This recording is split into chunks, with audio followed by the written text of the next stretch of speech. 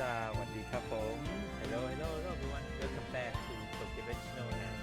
We're back for more Phoenix, right?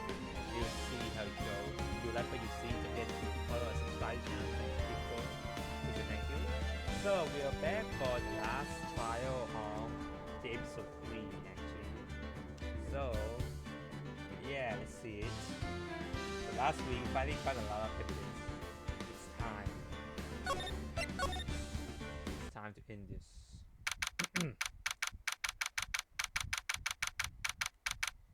January 8, 9:46 a.m. District Court Lobby number 1. Good morning, Mr. Wright. Good morning, Maggie. So, what do you think is going to happen today, sir? Yesterday's session didn't go so well and end on a giant mystery. That's true. And we still haven't solved a single part of it yet. Are you okay, Nick? Huh? Oh, yeah, of course. I saw that little flash of doubt in your eyes. No, that wasn't doubt, that was determination. Why don't I believe you? It's nearly time, Maggie. You better get going to the defendant's seat. Roger, don't let me down, Mr. Wright. I'm counting on you. Great. Hey, pal. What? Hey, tech team. Quit stressing Mackie out. He doesn't need that.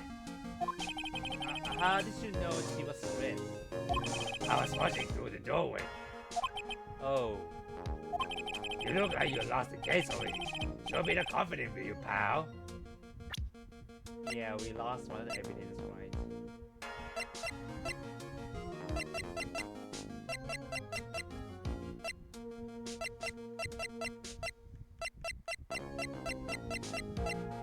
So we need to check them.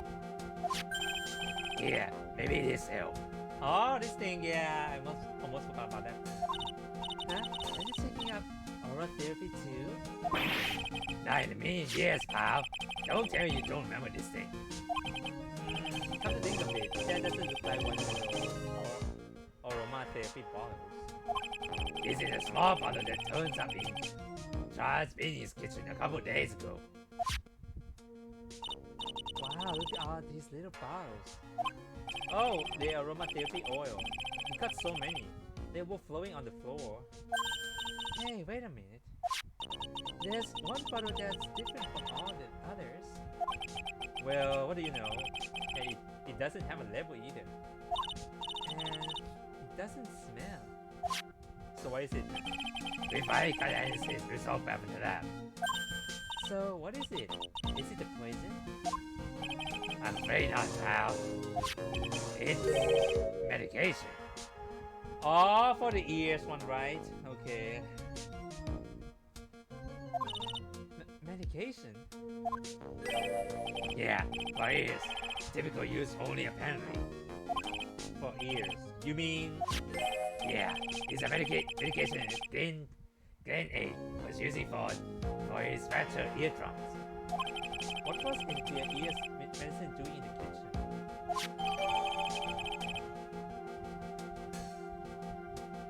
It unidentified fingerprints. Okay, something not right here. What about the unidentified fingerprints? Anything on that? Someone screwed up, so they only had time to analyze the content of the bottle. Someone screw up. Okay, no. Another hour and they might have gotten something on the print, but That's going to be reaching its impact. That's a piece of evidence. okay, pal, this is it. Make sure your defense is impeccable today. Got it? Today's trial, I'm gonna expose that guy for what he done. Oh, my name is in Phoenix, right?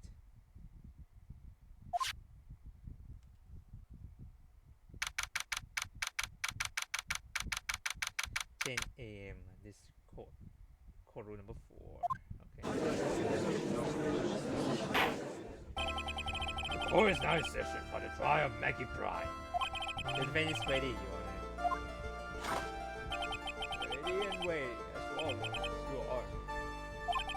Very good. Then we get underway at once. Yesterday, we learned the testimony of Mr. Victor Kudo. He claimed to have witnessed the defendant putting powder into the victim's coffee. However, the witness testimony was plagued with a number of problems. The marker written card shows the victim's record with his right hand. According to the old man's testimony, he picked up his left hand. Thank you, Mr. Goddard. Furthermore, according to the witness account, the victim was listening to the radio with the earpiece in his left ear. Yet, the victim's left eardrum was fractured, which makes him effectively deaf in that ear. It's amazing how many contradiction a single case can be, honey.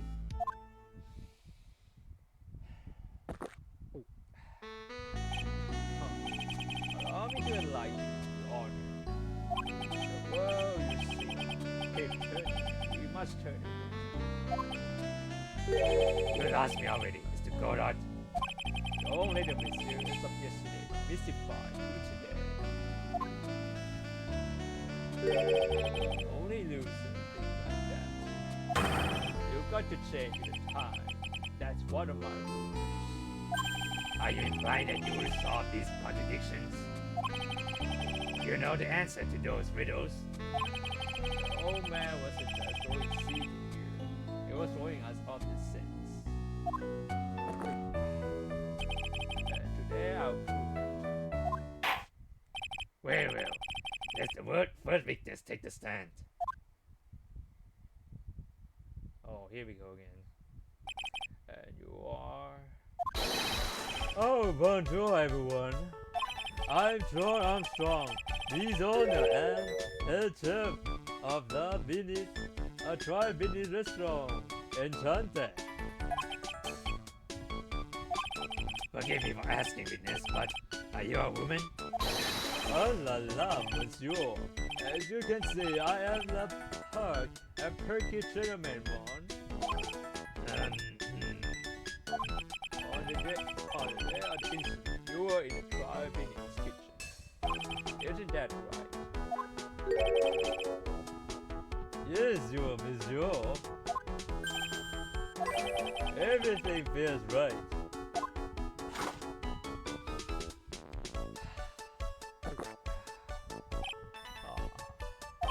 Wow, he totally faced.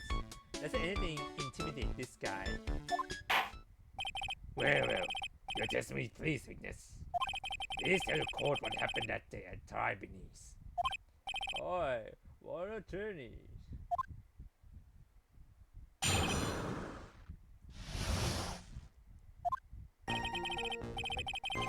Where did all Wrong voice. where did all happen? Here were just two customers in my restaurant. I remember I was experiencing this new art disco that day. Like having a large mirror between the tables, for example. Oh, perhaps that is what the old man was looking at. Look up the earpiece and the glasses. He would have seen everything in reverse, man.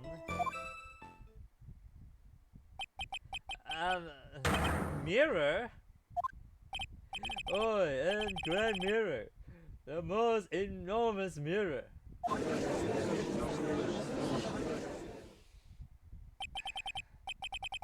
suddenly the mystery disappeared. Like I said, the world keeps turning, so roll with it. That will explain the coffee cup and the earpiece conundrum. The mirror would have made everything appear back to front. What the heck? It's way too early in the morning for this to be happening to me. Now then, Mr. Wright, may begin your cross-examination. You liar, motherfucker.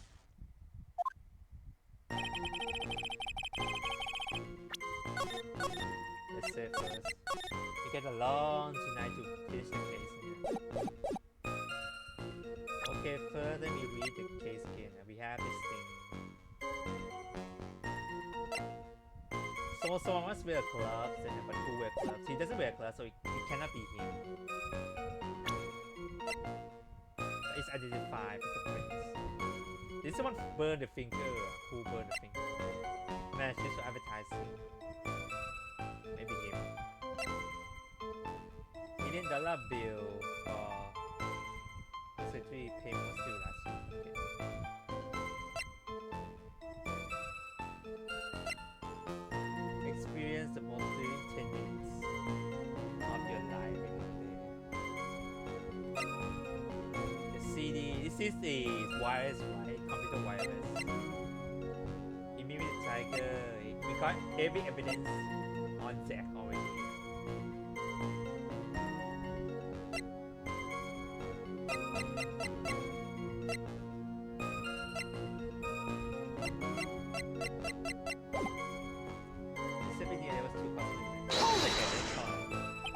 And who were the two customers exactly? Oh, and of course, the old man who died. And another not so young man. You are referring to yesterday's witness, I presume. What about the other man? Like he said she saw at the table. Something tells you Mr. Armstrong isn't planning to disclose his existence. We need some hard evidence first before we can bring him up. Don't we? I guess I just have to try a different approach for the time being. I'm going to experience art disco and that. Art disco? What? You were experimenting with art disco? How can I never heard about that before today? You are not familiar with this language or interior design, Monsieur. Please stay on topic. Now, why don't you tell the court about this before? But I did just a few moments ago. Excuse me, Mr. Armstrong. This disco you mentioned, are you referring to some sort of decorature? No, art disco. It is a style of design, Your Honor. He's talking about interior design, walls, ceiling, carpets, that kind of thing. Ah, yes, of course. That disco. I was trying to achieve a more effeminate look for my restaurant. I was planning this most full remodeling of the discord. I haven't lost it. How big of the mirror are we talking about here? Something about 4 meters wide and about 2 meters high. Let's see if if 1 meter is about 1 yard. Holy glass is a frame. That's huge. I was intending to install it on the ceiling eventually. The ceiling? Was there a mirror on the ceiling? I don't remember. Last month, but I decided to go through with it in the end. What should I do? Should I ask you more about it or not? Why not? If you really had such a huge mirror in the restaurant, someone would have noticed it. But there's nothing about mirror in Mr. Kudo's or Mackie Bryan's testimony. But... Objection! You did ask, You have only yourself to blame for such sloppy work. Really? Sloppy work? What about your work? What? Mirror was delivered to 5 minutes a day for the incident. Oh, really? As Mr. Armstrong testified, he was carrying out some design change. And as it turns out, he didn't actually use the mirror in the end. This just doesn't add up, yeah. Even if the mirror was delivered to try as it doesn't prove that it was in the restaurant at the crime. If you want to doubt someone, try. Look at the mirror. Look in the mirror. I'm sure a person looking at you would be doubtless enough. So everyone yesterday has seen the victims reflect in the mirror. Where are you looking at them? Normally, I expect people to know the difference between a reflection and a real object. Objection! Normally. How does normality come into this? That's lame, trial, even for you. Huh? Are you trying to say that if something isn't normal, it isn't possible? Is that it? Where does that leave the porcupine head lawyer and the top-notch chick over there? And the ungodly cool guy that's over here? Well, trial? Eh? Not the hair. I don't have top knot. Mr. Goddard is correct. A lack of nobility is no basis of discounting for an argument. What? That's bullshit. Bro, lost his win the day.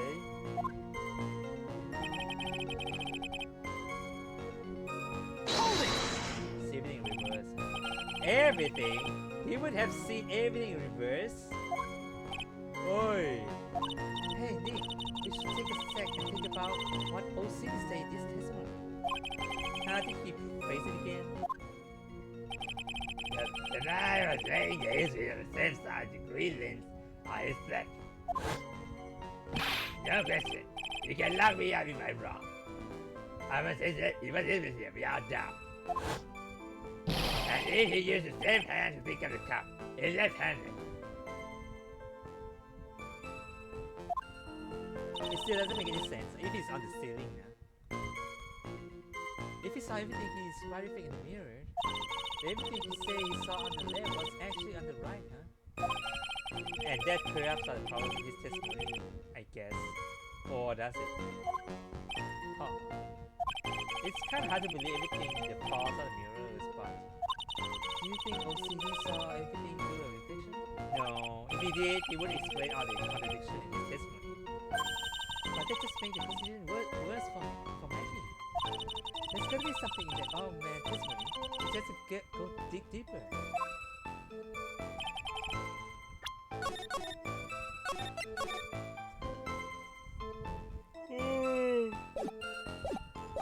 Old man testimony on the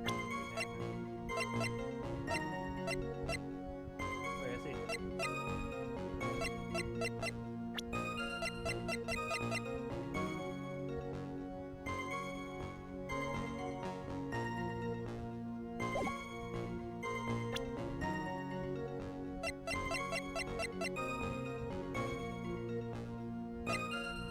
When they say I broke a vase at my seat, I'm sorry.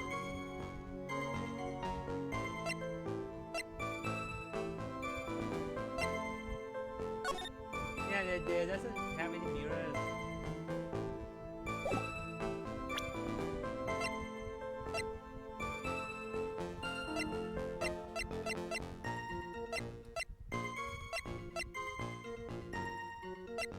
Hold on. I remember I explained something about. Hold it! Normally expect. Objection!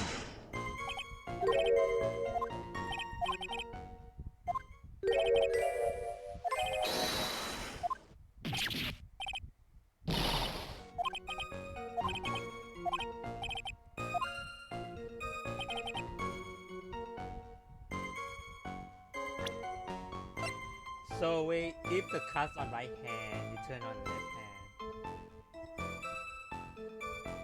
It still doesn't make any sense.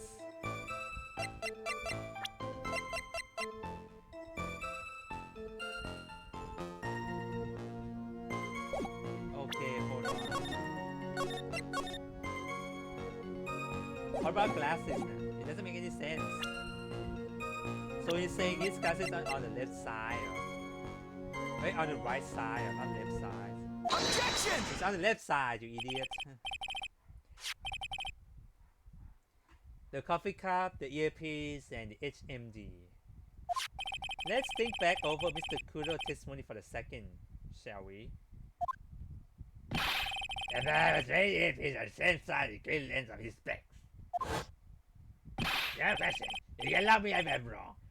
It was his left ear without doubt. So to summarize, We were told both HMD and the earpiece were on the victim's left side. Now, if Mr. Kuro saw all that as a reflection in a mirror, it means both HMD and earpiece were actually on the victim's right side.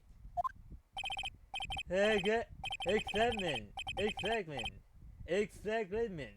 You see, Miss Monsieur, now that you think about it, it's not so hard, man. Unfortunately, that's where we ran into a monumental contradiction with the facts. If Mr. Kudo really did see everything in a mirror, why is it that if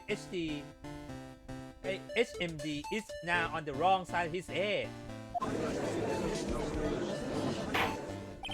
Order! Mr. Wright is correct. If the witness can generally observe the victim's reflect in the mirror, then we would expect the victim's eyepiece to have hit over his right eye. Objection! I'll be sorry. You should have a taste of this victim. You down in no time. Are we talking about your coffee or something completely different? You don't understand the way the witness thinks. How he thinks? You remember this episode? The eye broke the face. Sorry, apologies. Mr. Kudo swore testimony. Exactly. The old man has one really grievous habit other than throwing seeds.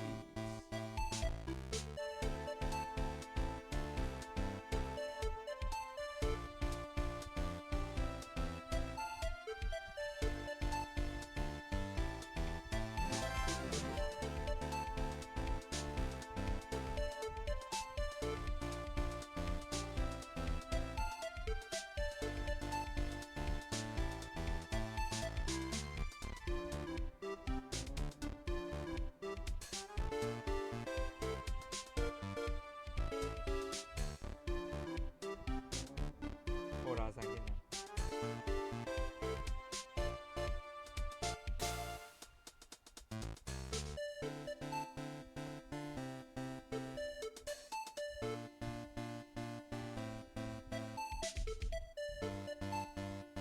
Give me a sec.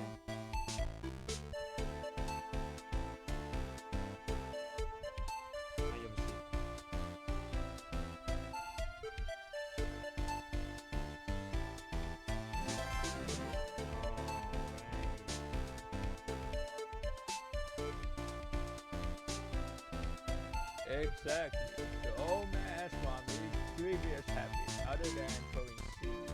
The more the impression something makes, the more mental his mind makes it. And what the most striking thing about Mr. A, Clearly, is the victim's eyepiece. and that's my point. The old man strikes again.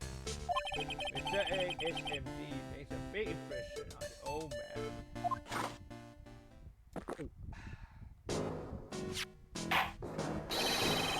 I saw the earpiece, and those new fan-girl reflector he was wearing. Ah yes, they were both on his left ear. Do you hear? His left ear. Huh. Well, trial. Yeah, that's the worst but best impression of Kudos ever. Wow, I really thought he was in OCD for a minute there. God, that's good. Enough. I must agree that yesterday's witness was irresponsibly rash in such a testimony. Bad luck, Nick. Looks like boys of contradiction. You found it just rash.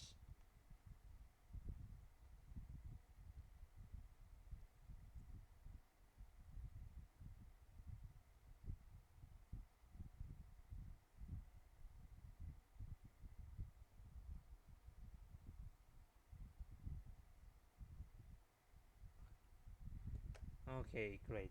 Sorry, my friend just texting. A mirror can be beaten by a handful of seeds, nor can it lie. Really? Can he lie? This guy just lying now, by the way. So, what exactly was the old man's looking at? Fill us in, Mr. Armstrong. Go on, tell the court. We all ears. Come on, I can explain. Please, you will look at the plan of the restaurant.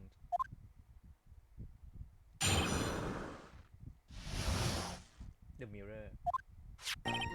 Hurrah! Is everyone sitting comfortably? The mirror, it was in this middle of the restaurant, divide these two halves.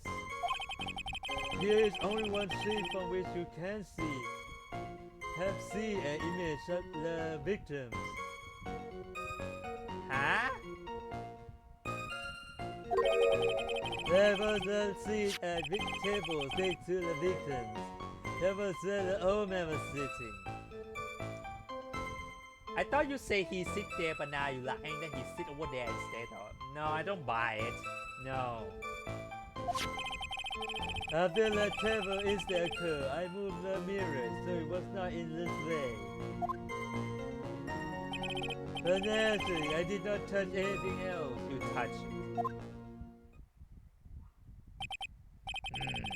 I see no problem with the explanation we have just heard. On the table next to the victims, Mr. Kudo could have seen the victims in the mirror. What a naughty little culprit. I am confusing all these men like this. Don't worry about it.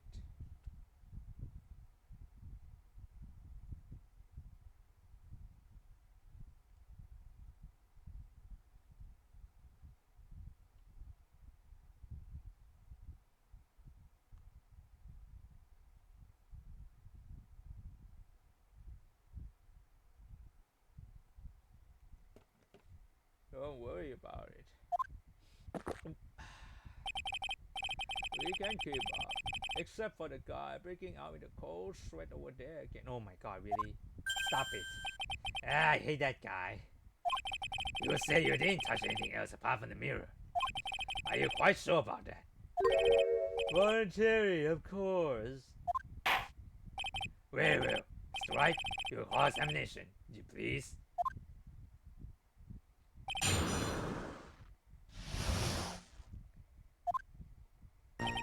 It's still easy right now.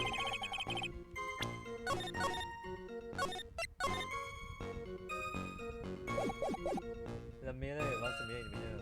Rewind 2 pounds. It's still weird, like if so, then why would he confuse about where he's sitting?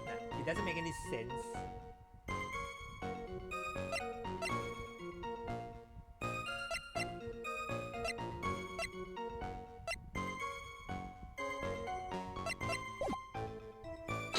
Hold it. So run this by me again. The mirror was here, correct? Oh, really? Because I know if I were you, I wouldn't have put a mirror there. It wouldn't been in the way. Objection! Look who's talking, Trial. Huh? You are obstructing my will, amongst other things. But this is my seat in the courtroom. Driving is wrong is that it gives you the impression that you're the only customer. Temporary impression, that's what would hardly be in the way. Unlike you, Trial. I tell you, monsieur, the mirror was here. It's in the middle of the restaurant.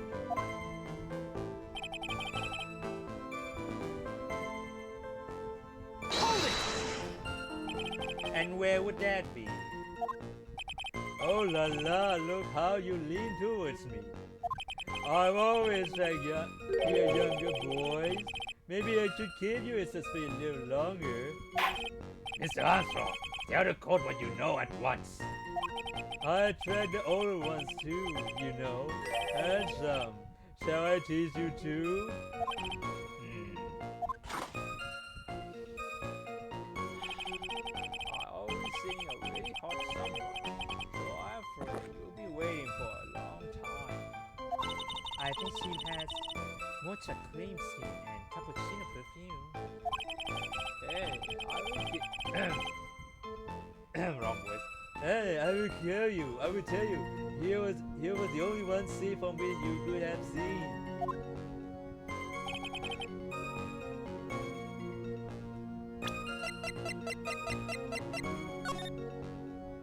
So you say that he sit over there?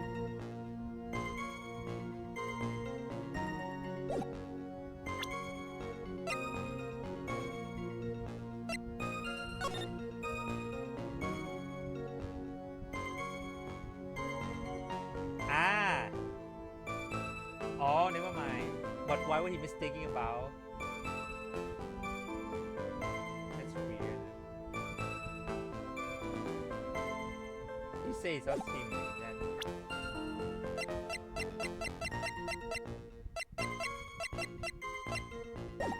It was, let's see the table next to the victims. Okay, doesn't make any sense. So why can you only see the victims from that particular seat? Nancy, bonjour, it is obvious, Mon. If you look at the plans, you will understand. The victim would have been reflected in the mirror like so. If you were sitting at the table next to him, you would see everything, Mon. So that's the seat OCD was sitting on that day. And the person happened. The old man was sitting at the table next to the victim. Why does that seem kind of odd?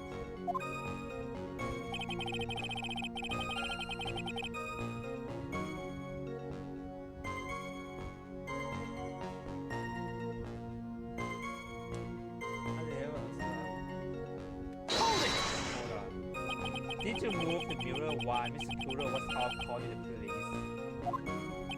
Oh, excitement! I carried out of that restaurant here. You move a huge mirror like that all by yourself? What can I say? I know how to pick things up, handsome.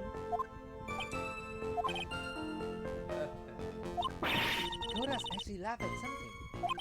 Well, given this weakness physique, I suppose it is possible. Did you move anything else on the crime scene, Mr. Armstrong? I look like here of this time, Mon. Did you not touch anything else?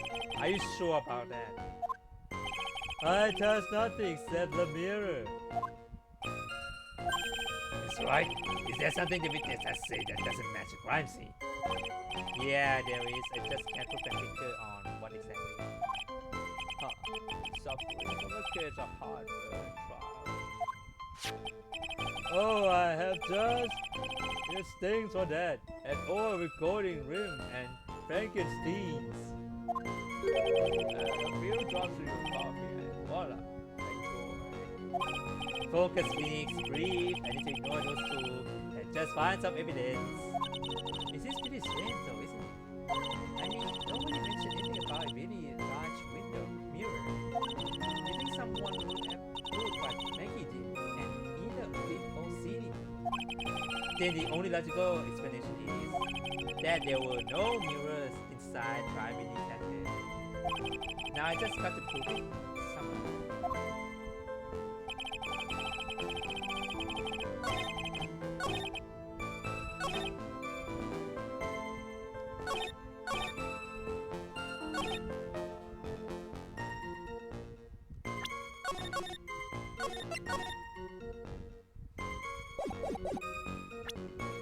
So we need to prove that there's no mirror on the table.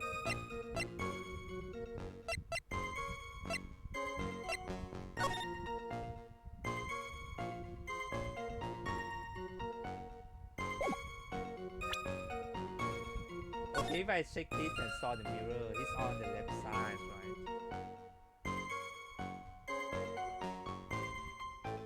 No, it doesn't make any sense. It's still on the left side, not right side. He's still lying at this time.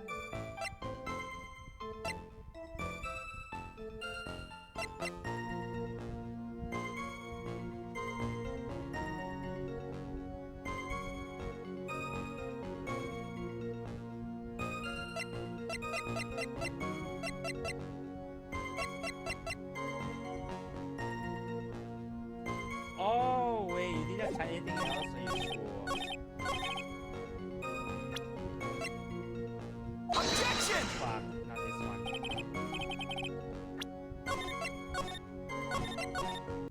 Hold on. So we need to prove that there's no mirror there.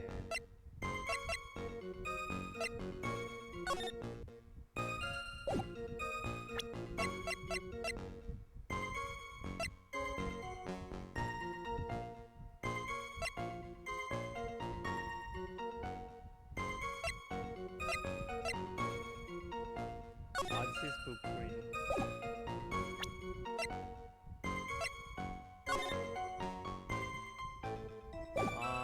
Okay.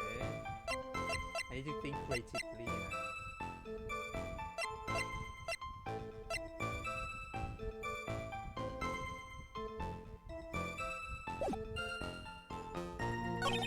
Here's only one seed from which you could snap seed.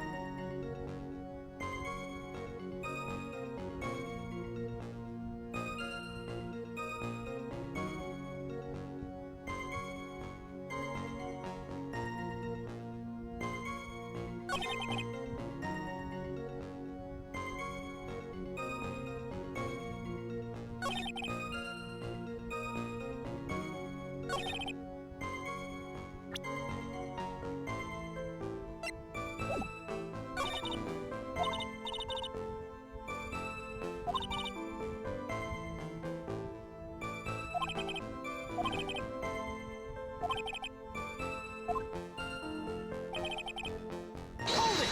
Okay. So run this one again. We was here, correct? Objection!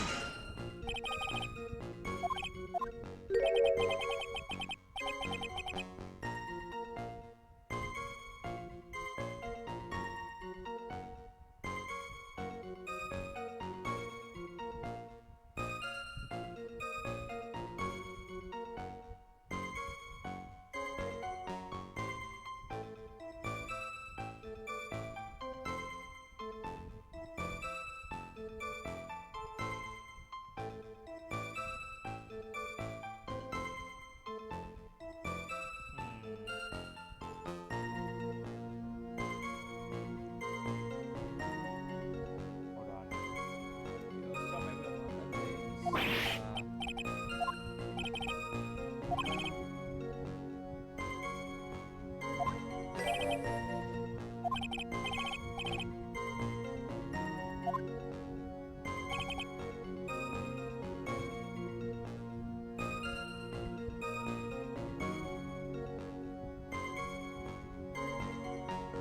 Only one seed. Hold it!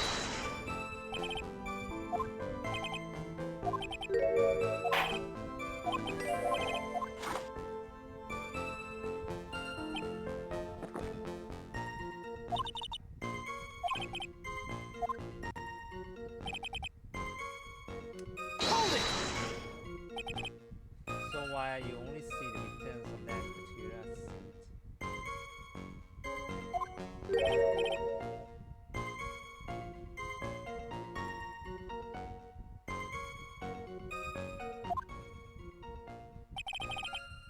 Victor would have been reflected in the mirror.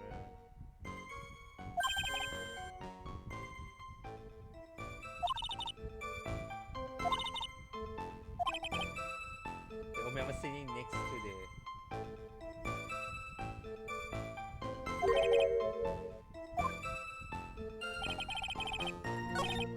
It was this one,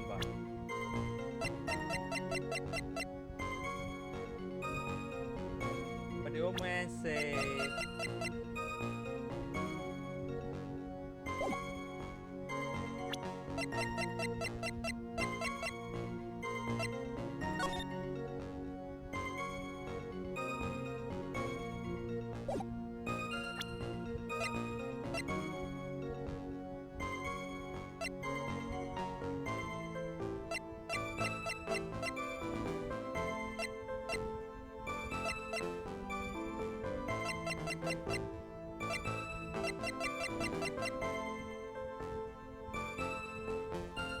Objection! Ah, got it.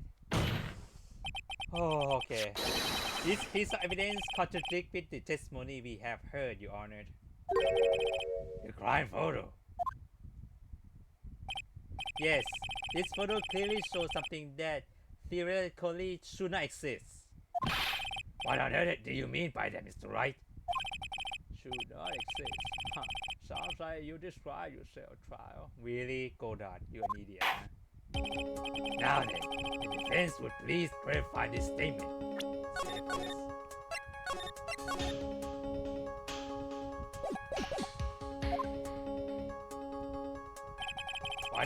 Wait, there's something that should not exist in this photo. Should not exist. Oh god.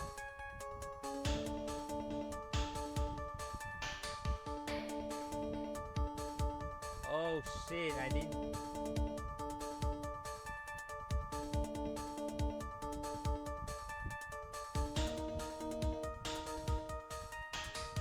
Take that! I'm sorry, I'm afraid you lost me. Hold on.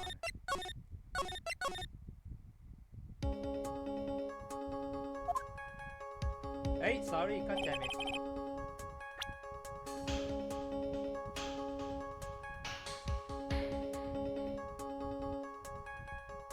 This thing. Take that!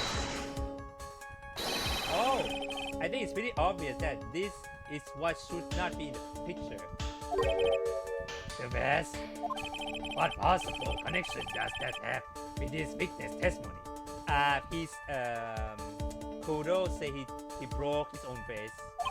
Your Honor, I'm telling you that there should have been no bed on this table. Because it's very connected with this piece of evidence. Because he's clearly connected with this piece of evidence. Oh.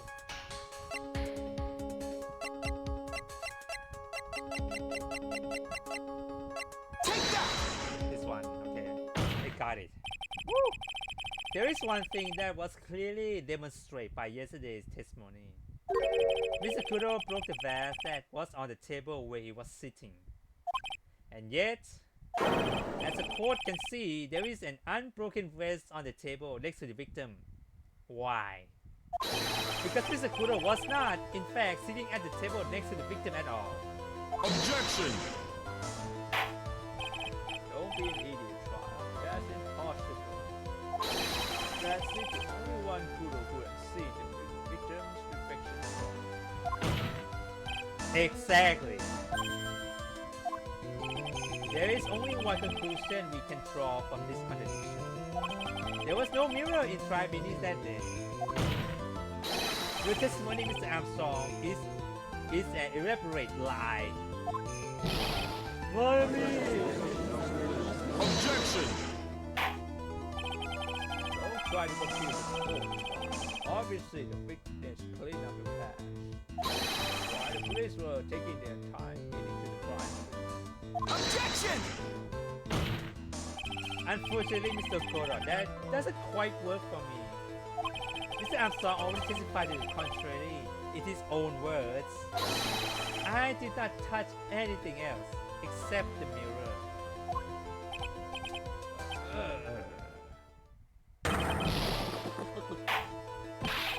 Well, witness, what do you have to say for yourself?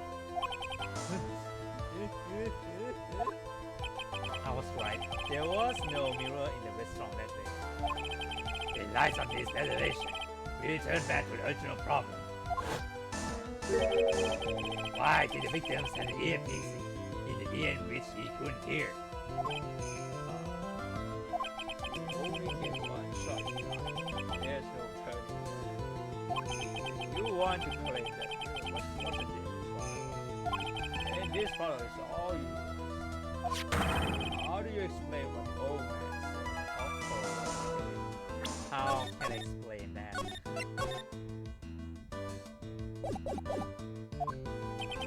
If I can answer this, then I'll be that much closer to the truth. You can feel it.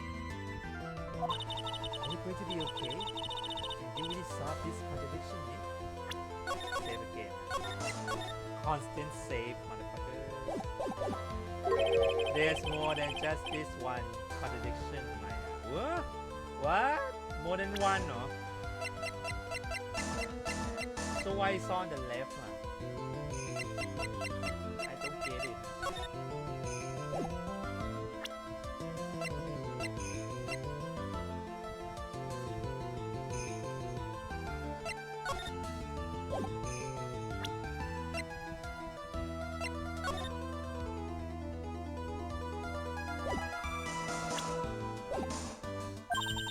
What do you mean?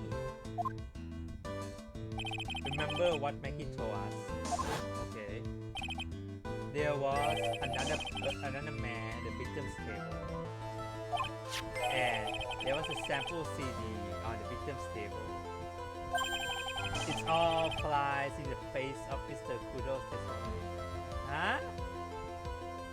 Flyer. And I think I know the reason why nothing in this case is adding up. Well, Mr. Wright, let's hear your answer. Let's say first.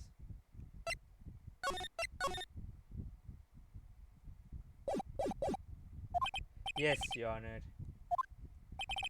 The reason behind the contradiction in Mr. Kudo's testimony is simple. Make a mistake. Either make a mistake. Victim was a phony. Victim is victim is not phony. First of all, ear doctor is not a mistake. Mr. Kudo make a mistake. Yeah, he make a mistake, I believe, nah. But victims cannot be phony. Nah. How can he be phony? This one cut it out because the ear doctor wasn't involved with this. Mr. Kudo make a mistake. Which mistake he talking about? Which one?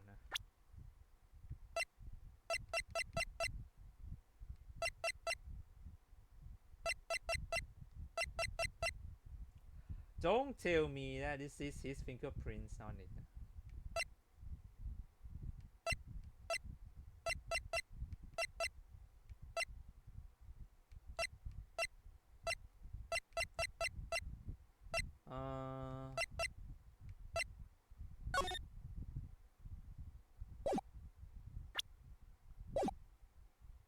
Okay, let me save first.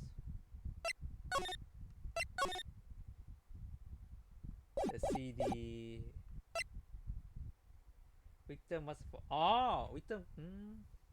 Phony means fake, right? Let me check that one again.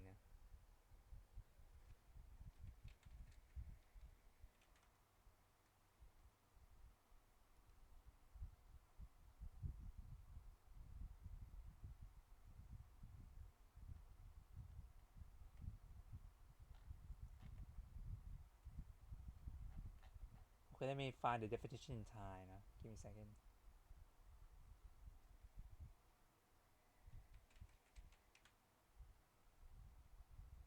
Okay. No, the victim is not phony. I think he made a mistake. Let's do that one first. Okay. Clearly, Mr. Kudo made a mistake. Mr. Trial. You're the one who brought up all this contradiction. And if you're trying to tell us the old man doesn't make a mistake, he can wrap up this case right now with guilty verdict. How about it, Mr. Wright? Should I just declare you lying guilty? Is that the best? Oh my god, really? Really? It's a phony. The ear doctor make a mistake.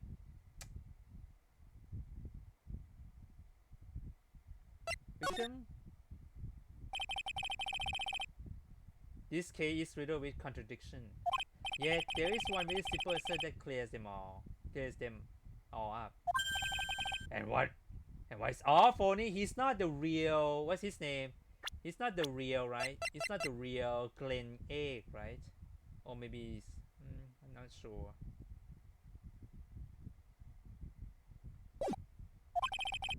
The incident Mr. Kudo's witness and the incident the victim experienced were two completely different events. What? Yes, the victim that Mr. Kudo saw wasn't Mr. Glenn Egg at all. It was an imposter, a phony pretending to be Mr. Egg. Obviously, unlike the victims, there was nothing wrong with the imposter left eardrum. That's how he ended up wearing the earpiece in his left ear by accident, by mistake.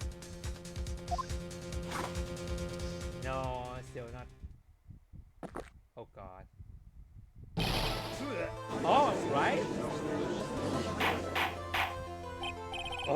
Order code. Settle down. I was clear the courtroom. What, Crash? Why don't you clear out of here? What do you say? Are you saying that Mr. Kudo saw what they said? Yes. Someone pretended to be Claim A and act out the whole coffee poisoning. All for the expense purpose of creating a witness out of one, Mr. Victor Kudo. Objection! Real trial. Why would anyone want to do that? Isn't it obvious? The thing Mr. Kudo was most insistent about in his testimony was The Devika brought him a Javicino, but she put something in it. That's the Devika right there in the defendant's chair. I remember her well. It's so hard to believe, but there was one and only one reason to show Mr. Kudo this fake poisoning. To show Maggie Bright in the act of poisoning the coffee. Objection! Are you assuming that the interest in the old man's story was that fake as well? It's true that there were no customers in the restaurant at the time. It's also true that the chair was there. You would have noticed what was happening. that's right. Well, witness, the new restaurant really was the scene as such theatrics. You have known about it, correct? Oh la la, that is not difficult for me. Objection! No, it's quite simple. All you have to do is testify. You are under oath after all. Was there in fact a phony at trial beginning that day? The defense demands that Mr. Armstrong tell the whole truth about what happened. The defense request for additional testimony is accepted. You will accurately, you will accurately explain details, the events at the restaurant that day. Oh.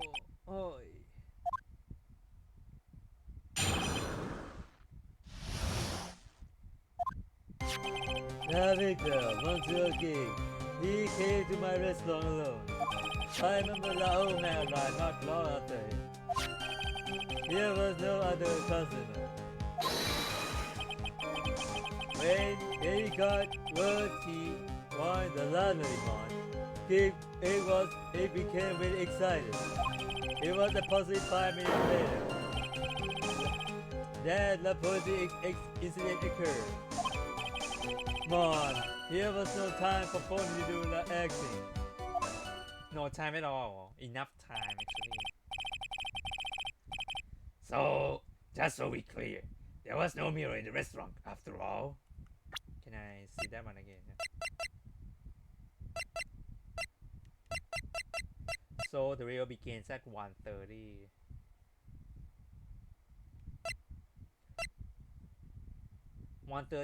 Every 10 minutes, 1:30 to 1:40. So the murder happens at 1:30.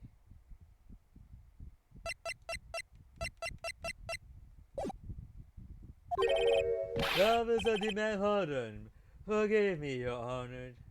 I lied because I want this mess to be cleared up quickly. What you have just done is commit perjury, Mr. Armstrong. I will decide how to punish you later. Oi. For now, we'll hear your cross-examination. Mr. Wright, if you please. He took that perjury charge a bit too well. But I guess he'll be in more serious trouble after this cross-examination, yeah. In the restaurant.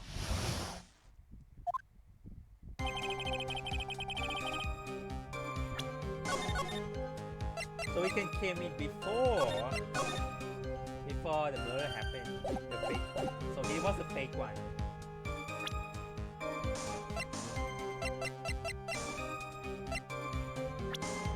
So we saw it's not the real one, but the fake one.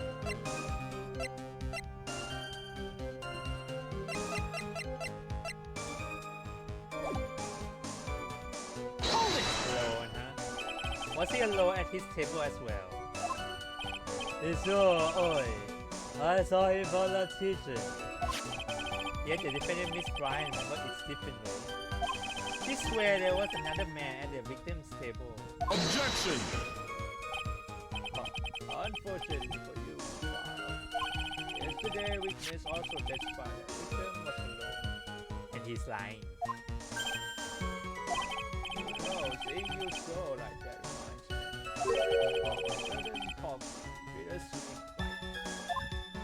What kind of coffee has he been drinking? It's not coffee, it's not that bittersweet. Hearing Maya say that makes her see more scenes wise all of a sudden.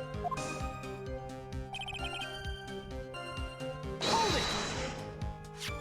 By old man you mean Victor Kudos, correct? Oh, he came shopping for my special coffee. Drink your coffee once, Mr. Armstrong. It's special, I give you that. It's not a sip, just a sip. Oh, you made me so happy, monsieur. You are most welcome anytime. I say it was for one sip and nothing more. So, Mr. Kuro arrived at the restaurant around the same time as the victim. Maybe you should ask about his arrival in more detail. What time was it, okay? Out of curiosity, about what time was it when Mr. Kuro arrived? Oh no, I cannot remember, monsieur. I believe you were told by witness yesterday that the guy was reported at 2:25 by a kind of scary old man, sir.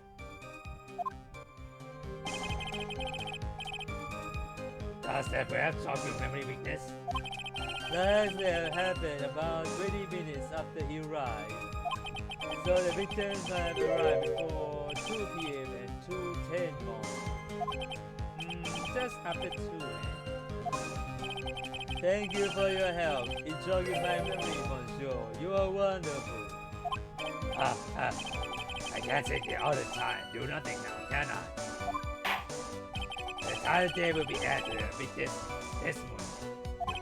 Oh, monsieur Judge, everything I do it for you. Messy, Penny. That's friends, isn't it? I'm glad this one person is in good mood. He's even humming a song to himself.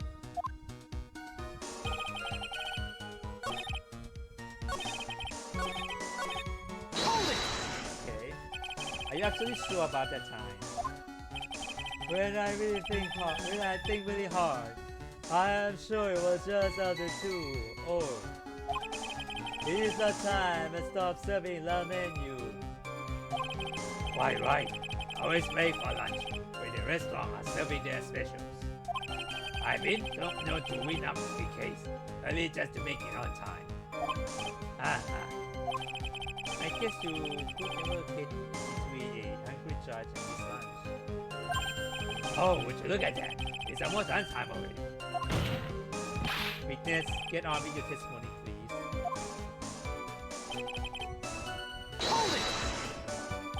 So your only customer were Mr. Kuro and the victim. Objection!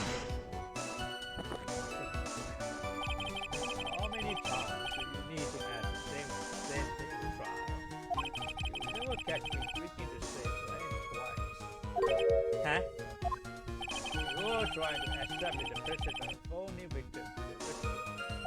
But you're wasting your time. And trying very easy to make coffee if you catch my drift. But there's a hole in this testimony somewhere, I'm sure of it. When he got where he was. Hold it! Okay. Did you see him? Mom, I was in the kitchen. I hear him. I remember him shouting, yes, half a million bucks. Presumably, the defendants heard that too, correct? Maggie, she looks like a poor little frightening doll. And what about Mr. Kudo? The old man choked on some bird seeds that got stuck in its throat. It's easy now, and yeah, another incident on our hands.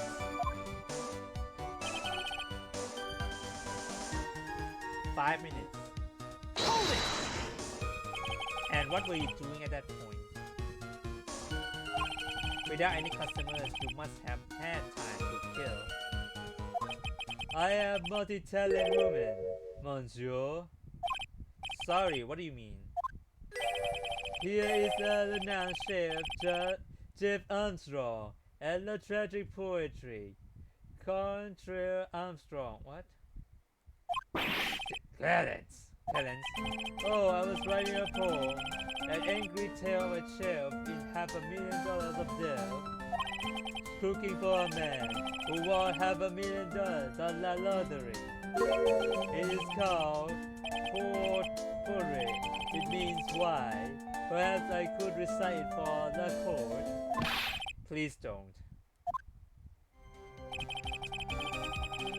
Oh. Wrong words.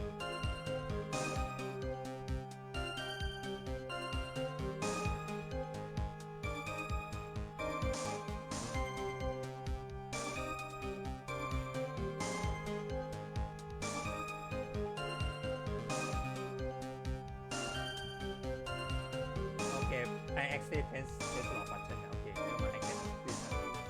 I guess Mr. Alpha is connected to this place. Absolutely. Someone must interest in Mr. A, and I refuse to believe he was off. He was there the whole time after all. But if you're right, wouldn't Maggie have noticed too? She felt unconscious when the incident occurred, remember? Ah, you mean that's when the phony staged his act? We know for sure once I file a hold his testimony.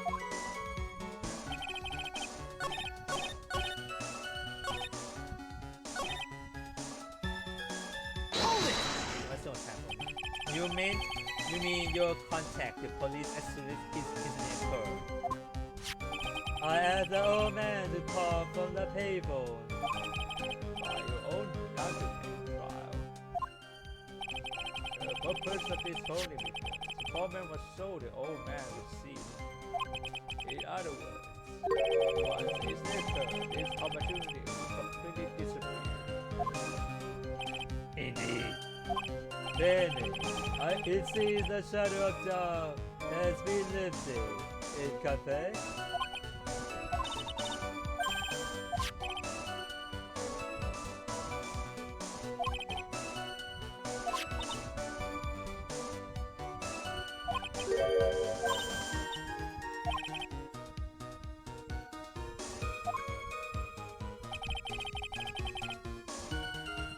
Came to my restaurant room.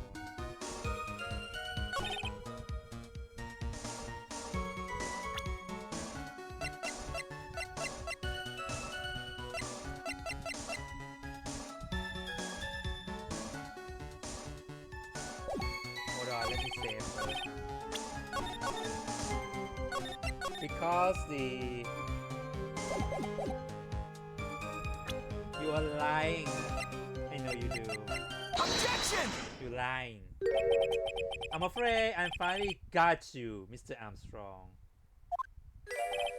Well, what do you mean?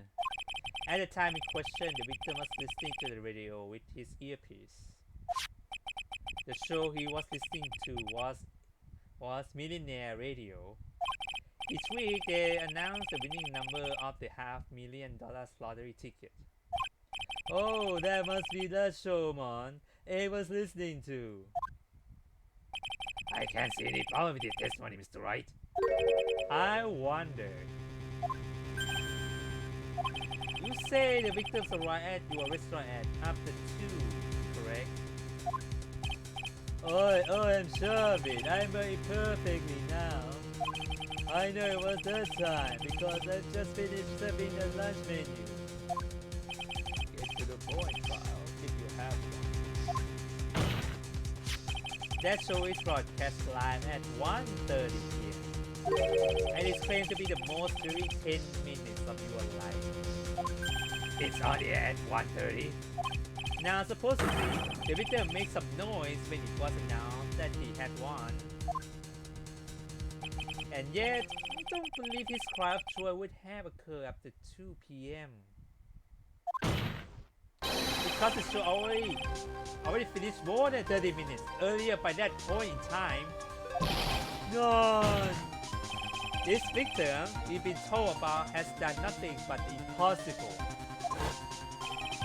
Listen to the radio with a rapture eardrum, catching a show that's already over. There was only one conclusion you can draw from these facts. The victim was an imposter, acting out the poisoning 30 minutes after the real murder. Yes, there were two clan eggs in the tribe beneath that day. The real clan egg, now dead, having been poisoned by the real killer.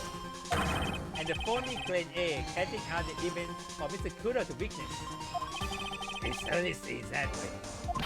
I mean, if that wasn't the case, how could you explain the time this deceptively? Objection! Quite a moment, pal.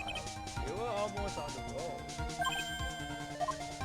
But then, you lack the rock hard foundation of rhythm to build your song. What is this? Music Theory 101.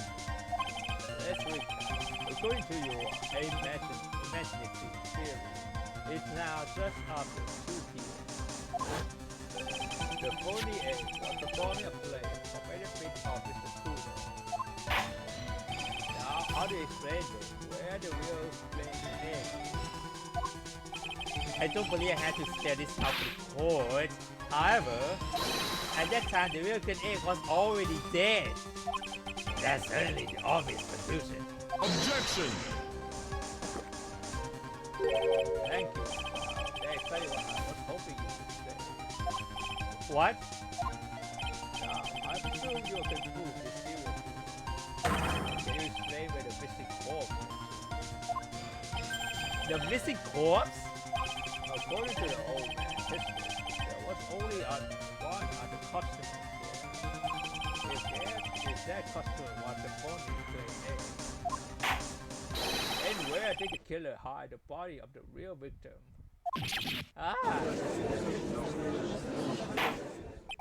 The prosecution has a valid point, Mr. Wright. If your theory is to stand up to examined by the court, you must provide us with proof by answering the prosecution's question. Where did the killer hide the body?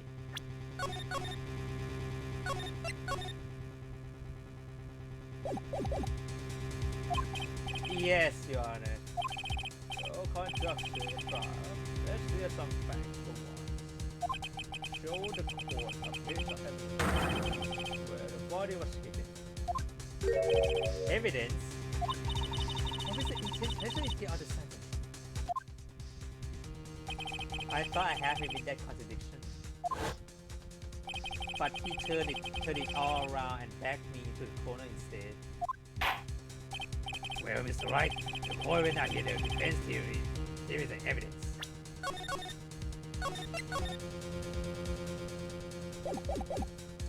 Do we have evidence?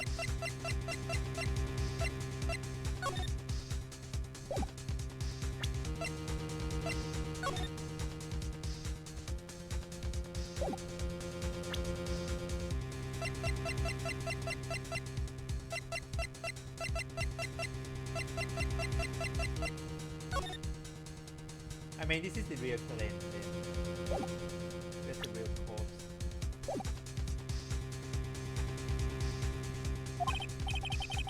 First, where was the body the real Mr. Egg concealed?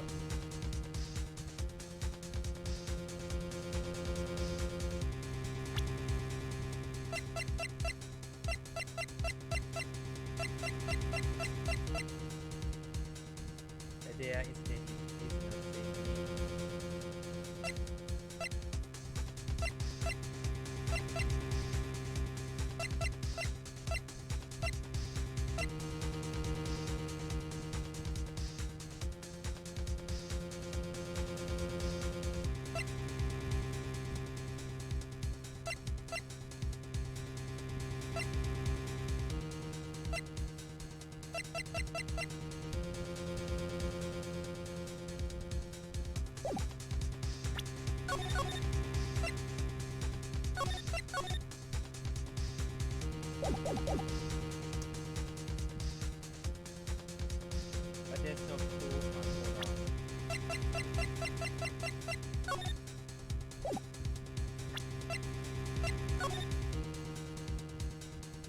So that's the real body.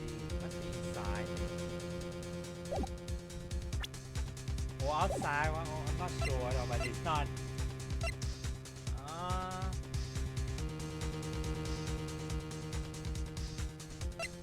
It cannot be outside. Or maybe outside. I mean, inside. Let's try inside first. It would have been too dangerous to take the body outside. Obviously, the body must have been hidden somewhere inside Tribulations. Interesting. But where would a body have been hidden inside a restaurant? Perhaps you would care to show the court on these plans, right? Yes, Your Honor.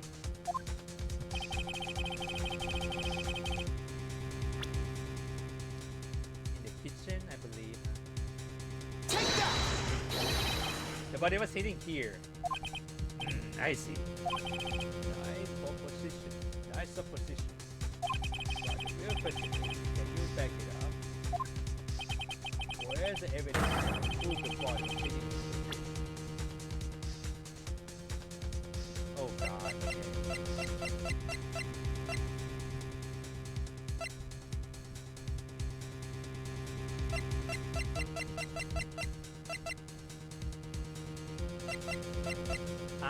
This one.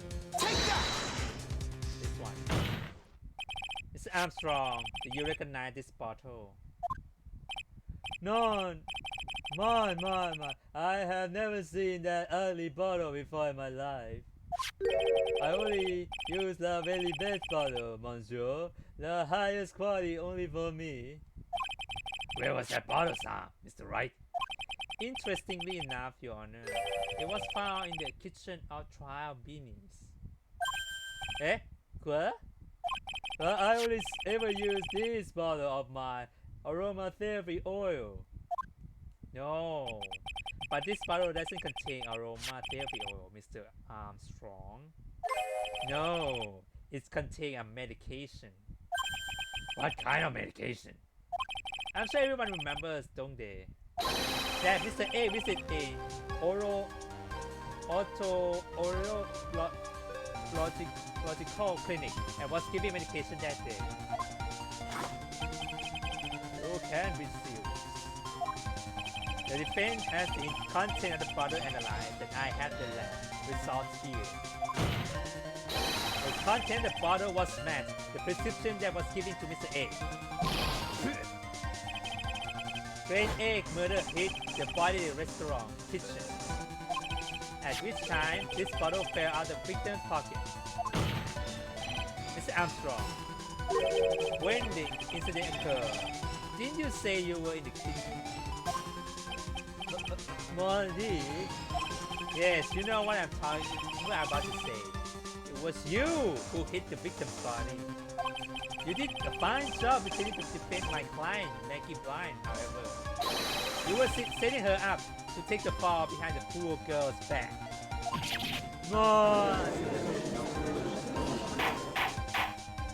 Order!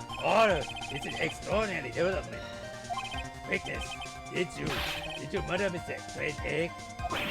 Never! I would not do such a horrible thing. No!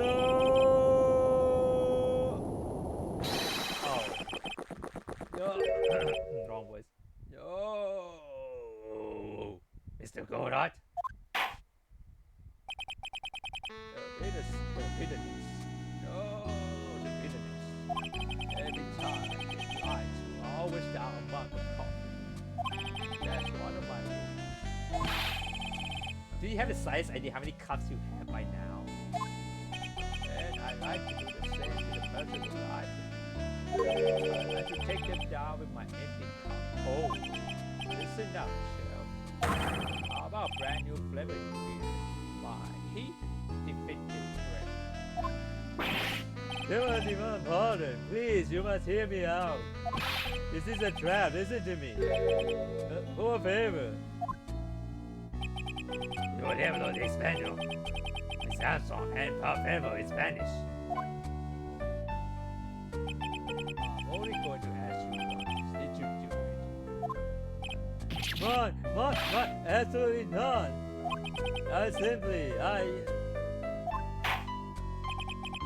hear it.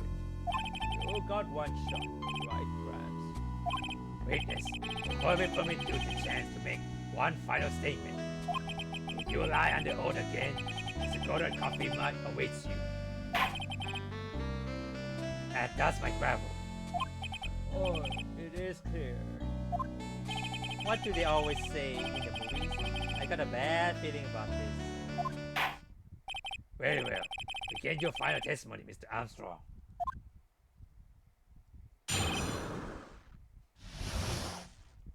Confession. It is true. I hid a body in the kitchen. A man forced me to do it. I had no choice. I had to go along with him because there was a reason why I could not refuse. But I did not kill him. I swear it. You must believe me.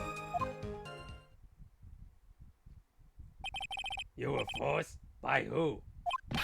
I cannot say, or I will be erased. Let's try a different question then. When Mr. Egg died, was he really the only person at his table? There was. There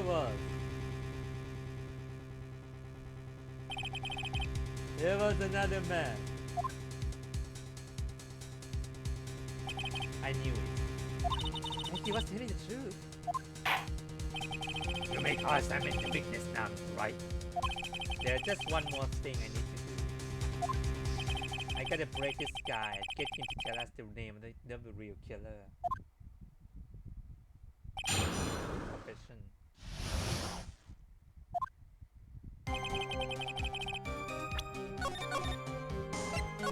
Say it first. Why are you doing anything stupid? Did you carry the body by yourself? Oh, I carry him. And I carry Maggie too. Maggie too? When she saw the victim collapse, she fainted. I couldn't leave her here. But why did you hate the bodies?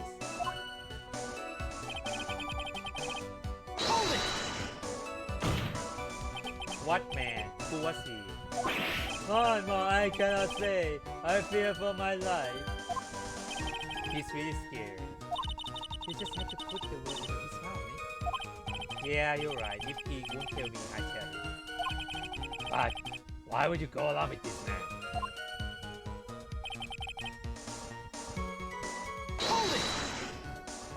And what reason would that be, Mr. Armstrong? You know, monsieur. Yes? Surely you cannot expect a young maiden to talk about such embarrassment. A maiden? You're a bit old to get away with that. A bit too young. I can't finish the concept and become established his reason. So I just have to prove it with evidence.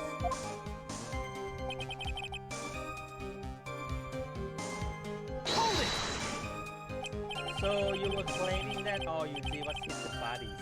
Is that correct? Oh, that is correct. That is right. If we were to believe you, Mr. Armstrong, you must tell the court everything. You must make clear the identity of the man who ordered you to do this. He's already confessed his part. You might as well stop dancing around in the real issue. Yeah, but he really doesn't want to tell us who the killer is. Then suck it to him, Nick. Yeah, that's not a bad idea.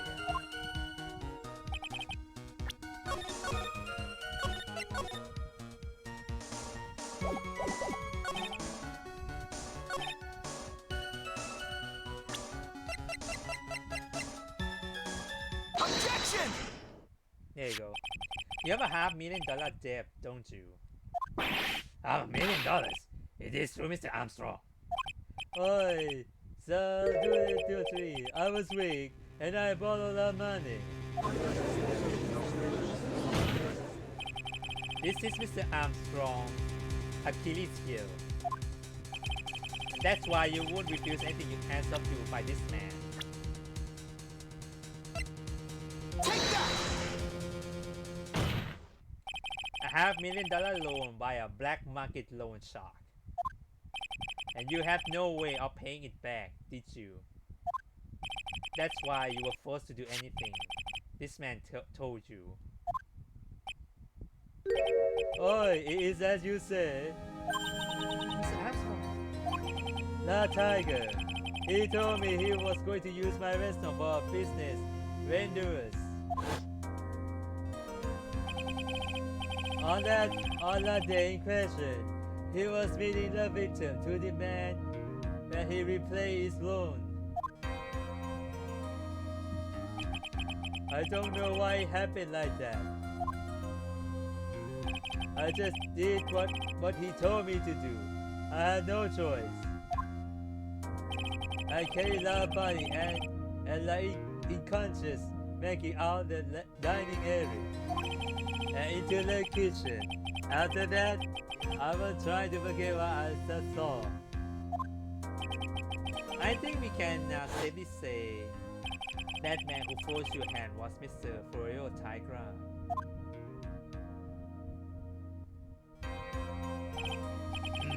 I do have one further question for you, Mr. Armstrong. The poison and the loyalty ticket were found in your defendant's apron pocket. Was that your doing as well? None, I knew nothing about that. Mickey, it looked like it was Mickey who had done it. I was not. It's despicable. Mr. Gorot, Uh-oh. you will summon this Florio Tigra as a witness. I thought that can be arranged today, so we can adjourn for now. Proceeding will continue tomorrow.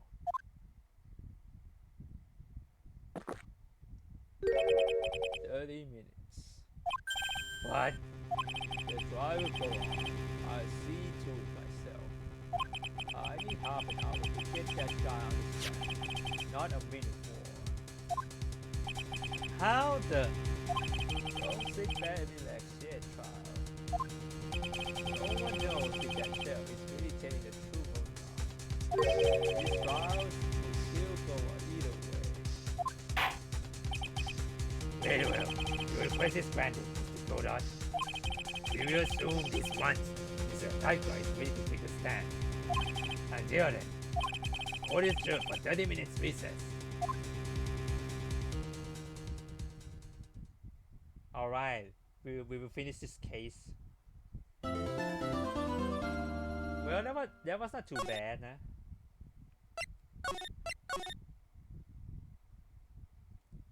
Alright, let's continue. January 8, 1:21 p.m. Lobby number 1.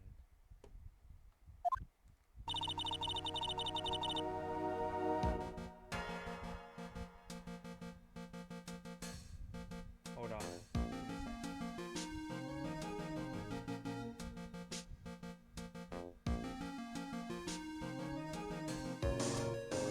Give me a second. There's someone just texting to me.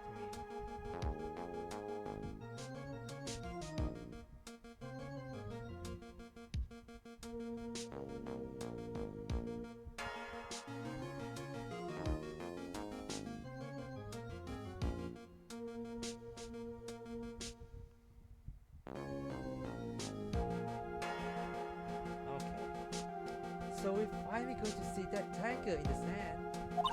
We almost got this case won now, Nick. I wish I could agree. Huh? When I crossed-eyed Mr. Armstrong just now, he said he was just doing what the tiger told him to do. But Goda picked up on it, remember? He pointed out that without proof, we don't know if what he testified is the truth. You mean, you think Mr. Armstrong was lying? I don't know, but if that's the line the prosecution takes, we could be in trouble. I get the feeling that we don't have the case-making evidence we're going to need. Hey, pal. Detective Gumshoe! What are you so jumping about, Detective? Your hair is standing on end. Hey, that's odd calling the cadence black. Little Miss Top Knot. Is that a top knot? Never mind about the hair, just calm down, right? I can't stand still when I don't have a job to do. cannot get wound up. No kidding. You gotta have something you need me to do, pal. Anything. Well, Hey, I gotta take the joint back down to the precinct. I gotta get some prints analyzed for you. If you got an hour. an hour. The trial will have reconversed by then. But hey, we still don't have a really decisive piece of evidence, right? True, without some kind of trump card to pull out of the bag, we really stuck. You say you could get some fingerprints analyzed done in an hour. You bet. In that case, would you mind taking the prints on this for me? Oh, god damn it.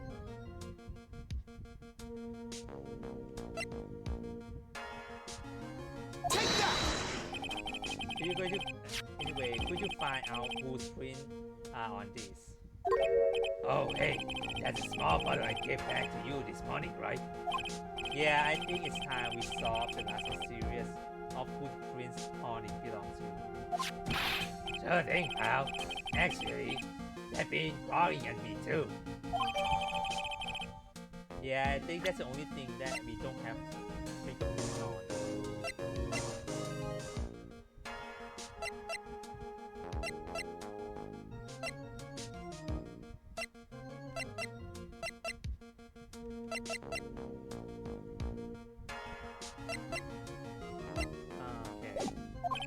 Okay, I get this off to the lab right away. Just make sure you don't lose the case before I get back. This is pretty much the final showdown, I guess. It's time to separate the phonies from the real guys.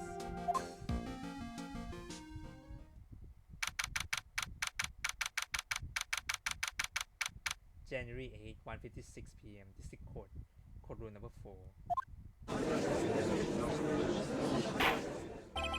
Or now we converse.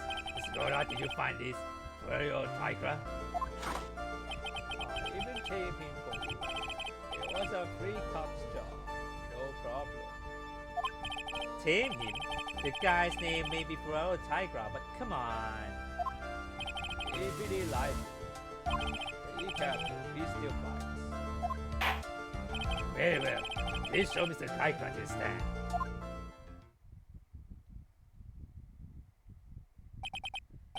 Weakness? Please state your name and application for the... Ah! Don't hide the table, Maya. Unless there is a room for me to down there too. Right. What? What you say to me? What you say to me? Nothing. I say nothing, honest.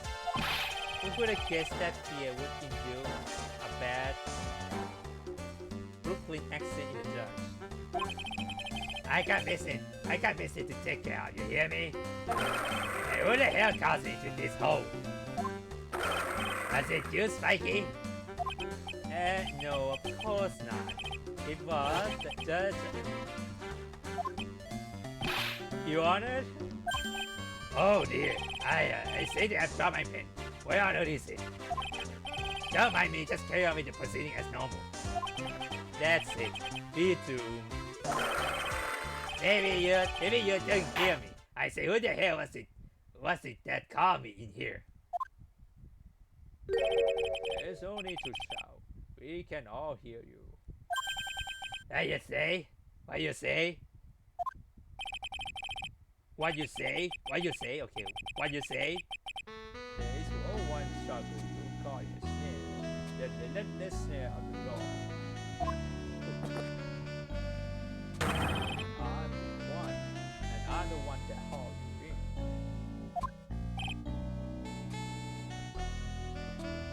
I'm a thought. Too cool. Don't let him get the better of you, Nick. Let's start with the basics. Nobody is getting questioned today. Incident. I don't know nothing about those sticky incident, mask boy. You mean you didn't attend the previous trial of Maggie trial? No, he did not. Maggie who? I got more important things to do than watch courtroom drama. lying again. You're already in here. Of course. Well, perhaps you could give us your testimony then. Please tell us about what you did on the day of murder. Phoenix Wright. You're the one who set this up, didn't you? You're gonna regret the day you summoned the tiger first. You hear what I'm saying? Maybe I could have brought a diaper with me today. Get a grip, Nick. Bye. I don't know nothing about no murder. I was tired of in prison in December last year, spending all my time in office. I got well lined up to borrow cash on Tinder, Render every single day. You wanna take my advice? Just write it down. Oh no. At least I found my pen. Very well then, Mr. Wright. Your call assignment is What is it? Please witness. You could refrain from shouting out like that. I know I can't get that guy in the blue play. That low life ain't no liar. It just runs away at stupid details till he won. Low life? Me? Listen up, Marty. Every time you ask me something that doesn't relate to this case, I'm gonna pay you $50,000, and you're gonna broadcast on me. That's one loan contract I refuse to sign. I don't think it's gonna pay when you tangle with Tiger.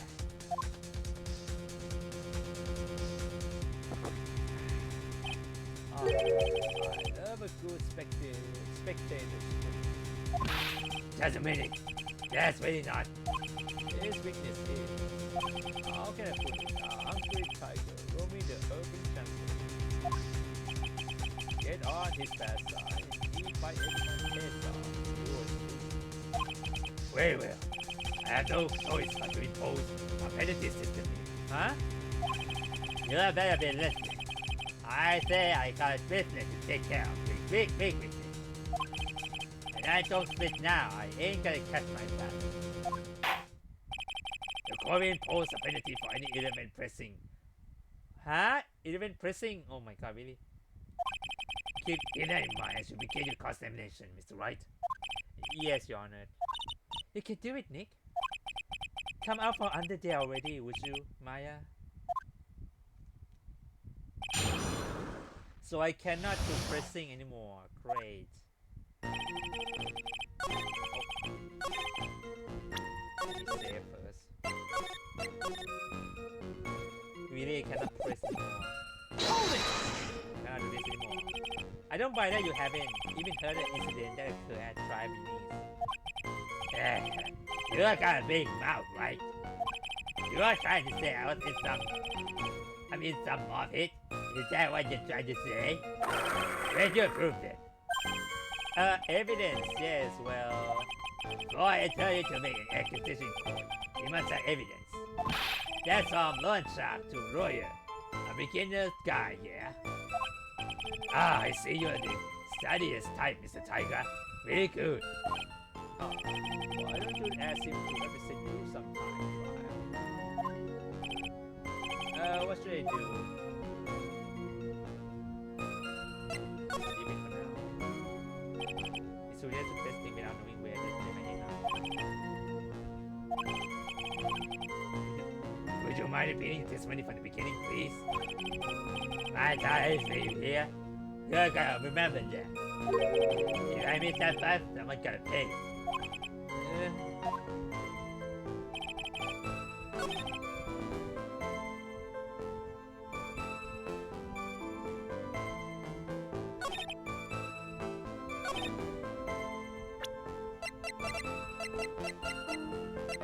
Oh, you got business now, right?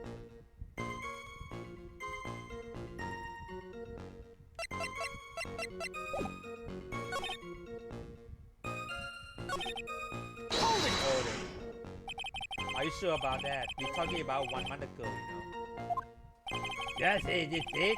That's how tough my secretary is. Sharp? Is he talking about Viola stock availability. Here are everything in my schedule. December maybe in the office. That's what I say. So that's fair enough.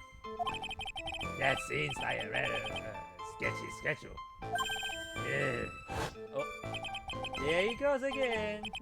But the tiger did all this isn't the issue.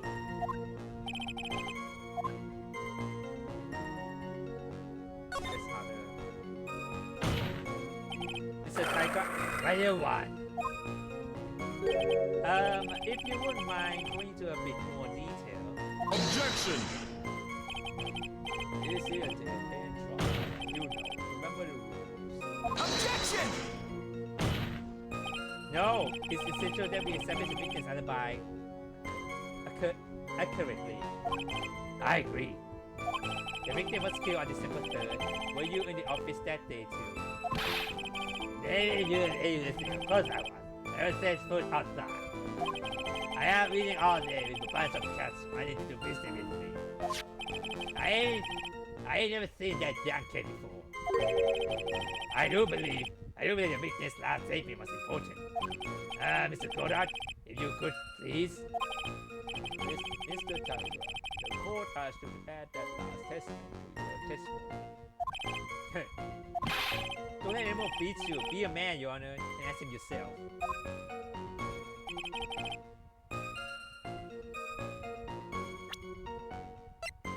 You never saw him before. Really, you never saw him before.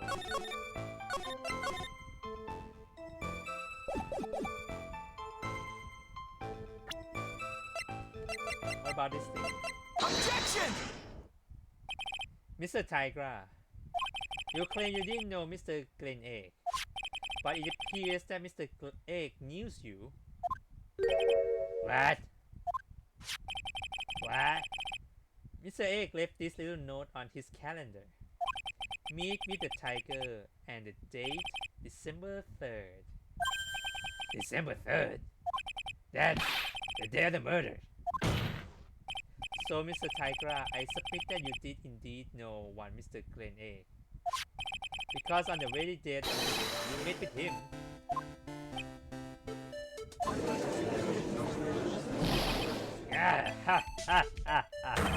Not bad. You're actually not bad. Sorry. I was just messing with you to see how good you were. Did you hear that, Nick? He said you're not bad. That's one compliment I can't do without. Plus, he's lying through his teeth. Witness, please remember that you are under oath. Lies will not be tolerated. You're calling me a liar? Is that what you're doing? Oh, no. So, you're saying that your claim you have never seen that kid before is the truth. I say I'm dead serious. You better believe that's the truth. And I say that give me time to enjoy another cup of pure black magic. That is why you testify for the court again, Mr. Tigra. Oh yes, would you mind indulging the court, witness? He never actually meet the victim? That's gotta be lie right there. It's time I nail this guy.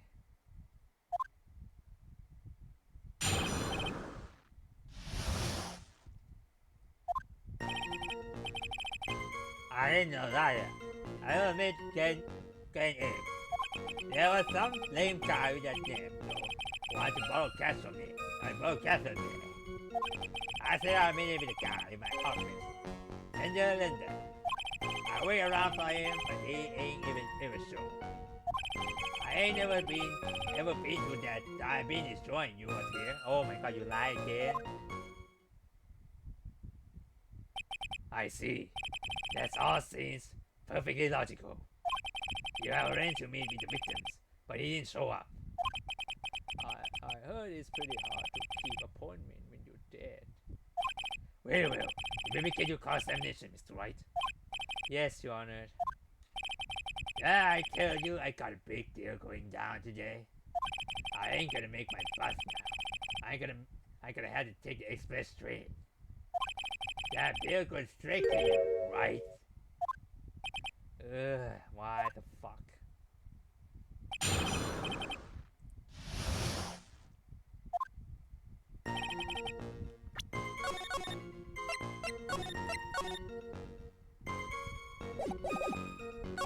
There was another lame guy.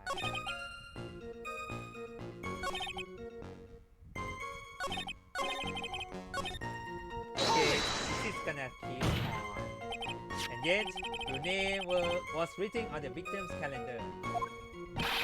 Get that horse thunder out of my face. I'm the tiger, not a limp horse, you porcupine. Tiger let me eat horses like that for breakfast. No. Because it's hard for me to eat evidence. Not that we ever could. Well, there was a case once where a young lad Anyway, if you had never met the victim before, how do you explain this note he left?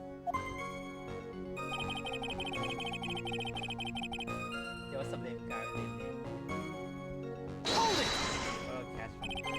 That's very strange. According to the manager of the firm where the victims work, December 3rd was the date he had to repay his loan. He wasn't due to discuss borrowing money but repaying what you own. Oh, yeah, maybe you was right. It was going down in the beginning of December. So you did meet Mr. A, then? Hey, Wright, you might want to cool your jets a sec.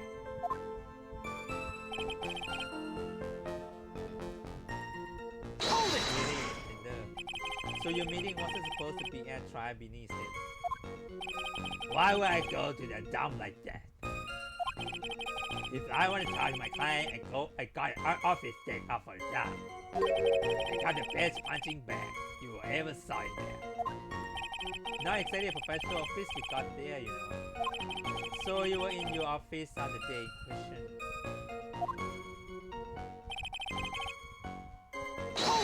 Really, he ain't show up? He didn't show up? What do you think, Carl? Let's see. That's a dead man from a French restaurant to loan shark office. And you didn't go to Tribulations. Why are you trying to pin on me for? Huh? Why don't you all come down to my office? We can chat about this thing my way, yeah. I got the best punching bag you ever saw in there. No need. I'm good, thanks. Listen up.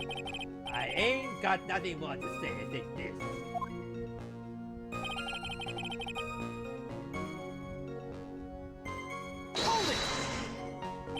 Never, not ever once.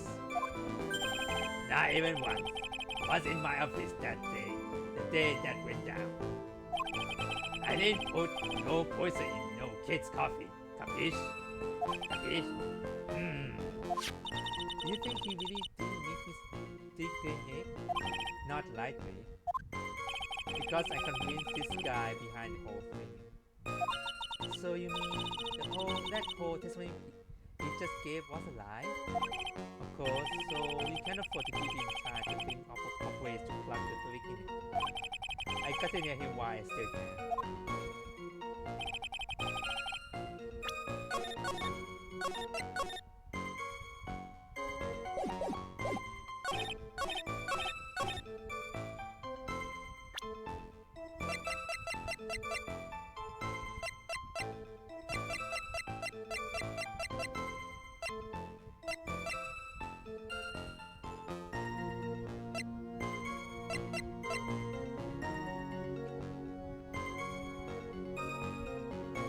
Objection! While we find this, Mr. Tiger, is there something you'd like to tell the court about these matches?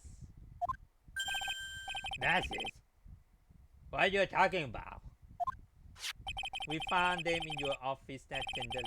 They found from that restaurant. What? If you really never been to try beanies before, what was the book of the restaurant matches doing on your desk? You're being supervised by stuff now too, wise guy? Why are you, my ball and chain? Ain't no broad controlling me. Order! Order! We're witness. I think it's time you start telling us the truth, don't you? Well, sorry. I'm terribly sorry. Forgive me. I ain't no pussycat. I don't go back on what I said. But okay, I was at joint that day. What? But listen to it, right? I might be there, but I never met that kid. Well, looks like an order just came in and for another testimony. I'm this close to proving it was him. He did meet Glen Egg that day. And he did put poison in his coffee. He must have. And try beneath.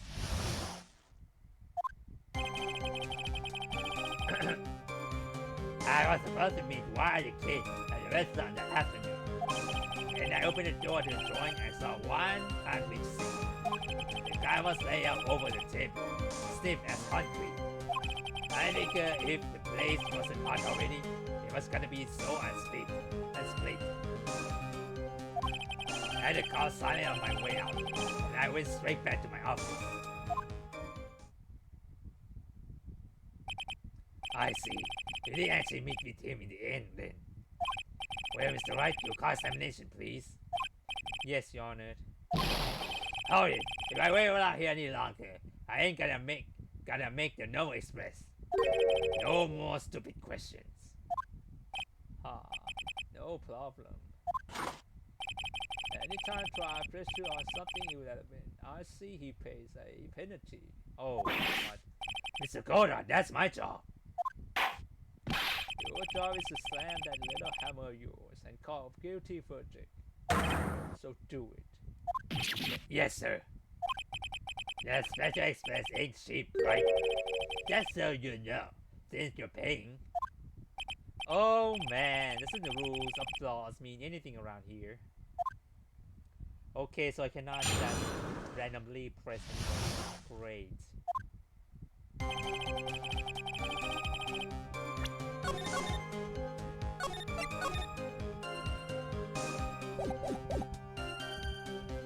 Okay, what do we have?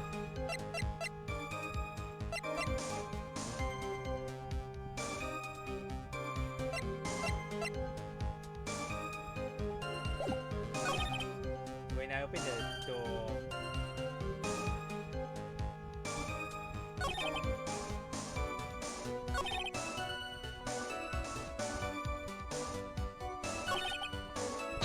let's try this one. You mean you saw Glen Egg dead body? I guess I did. But I only saw him from behind. He was wearing some baggy blue collar hat. And what time was this? I don't know.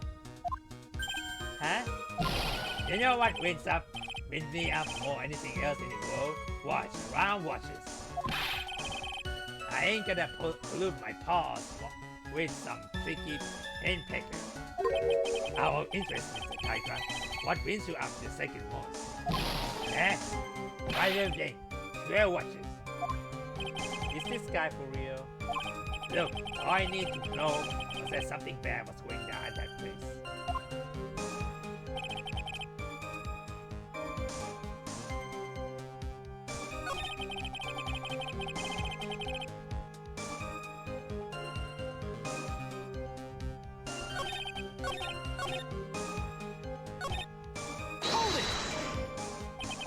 So, meeting wasn't due to take place at Vendor Tender at all then? The kid was making a fuss about coming into the office. He always asks when I want to talk about repayments. Even though I got the best punching bag you ever seen, if there are any issues. Maybe it's because of the country bad that people are scared to come. So that's why you decide to meet at trial beneath. Objection! Oh, you're going over old ground here, child. Sorry. Oh, come on, really?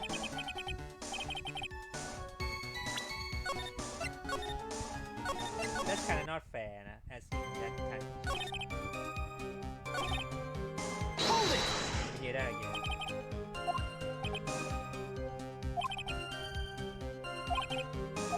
Hold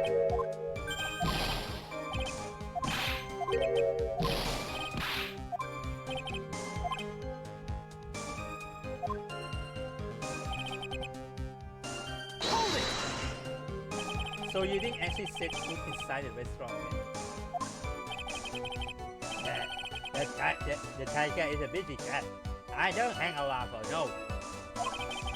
I ain't got time to be caught out in no murder investigation. So when exactly did you pick up the matches? Our message is inside the front door. Our detective friend wound up in trouble with the sheriff after taking 5 old books home. Poor gumshoe is almost enough to make a man cry. Hold it! You went straight back. Did a foul guilt suddenly hit you for what you did? What you trying to say? What you trying to say? You trying to tell me you ain't never seen guilty of nothing? We all have our crosses to bear. We all have to swallow the dark secret we hide. Like this. Oh my god. The courtroom's not exactly the place to talk about dark secret, is it? They say your daddy games to right. Element. Oh my god, really?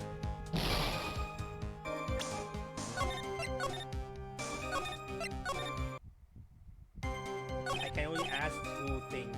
Hold it! Okay, hold on.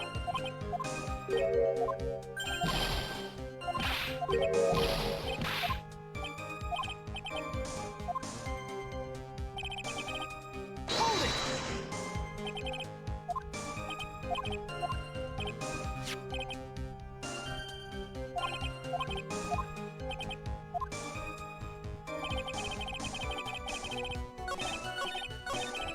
Let's save first.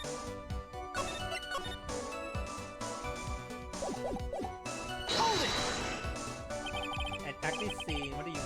Objection! Oh, great. The witness has already told us, trial, which makes the question irrelevant. Oh god. But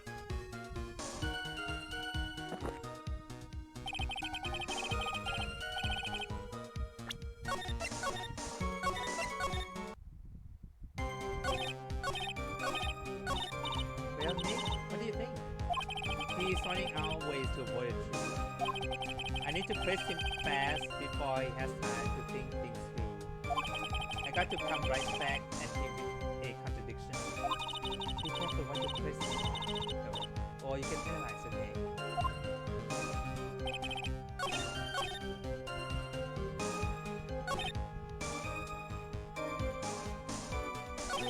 Hold it! You saw dead body in case I did, but I only saw him on the back.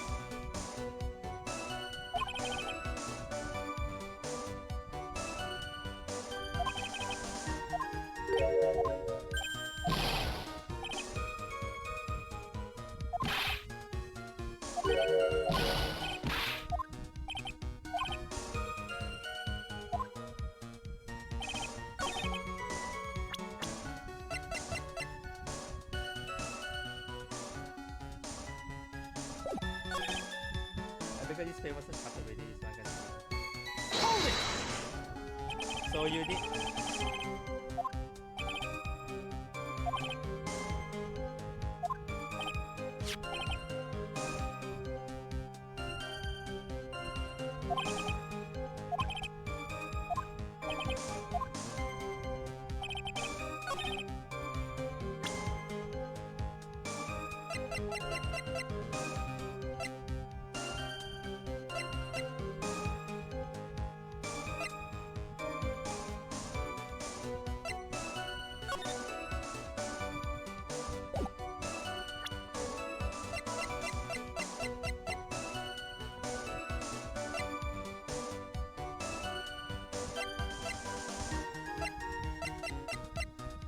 What do you do, Hold on.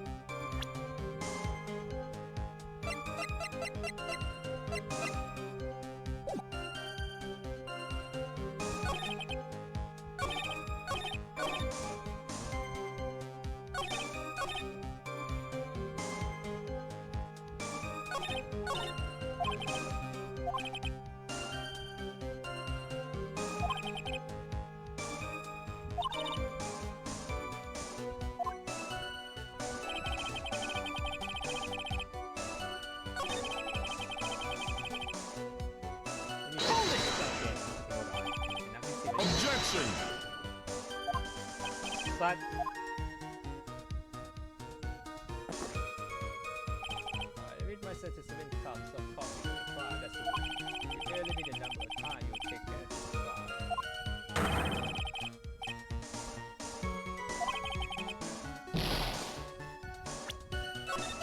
okay.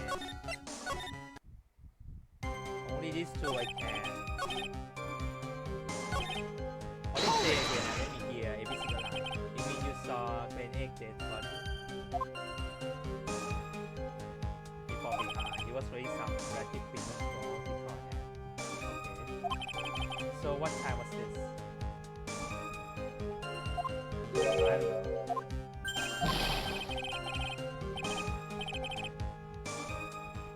I'm gonna boost my paw.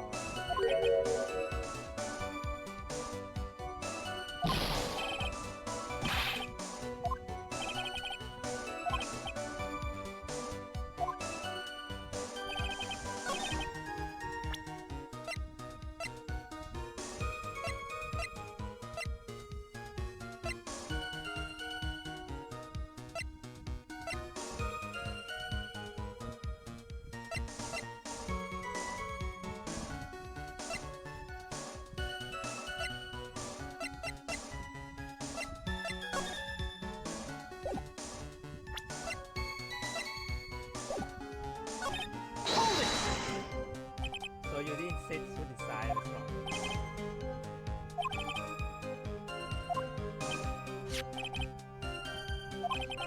There were matches inside the front door.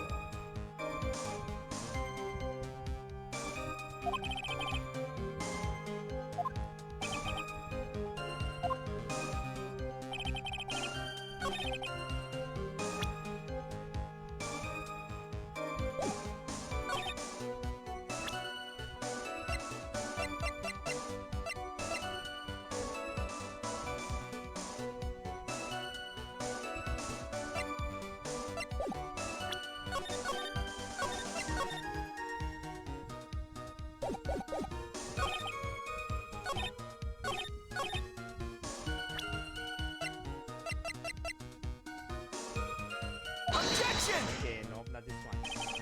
Let's get in.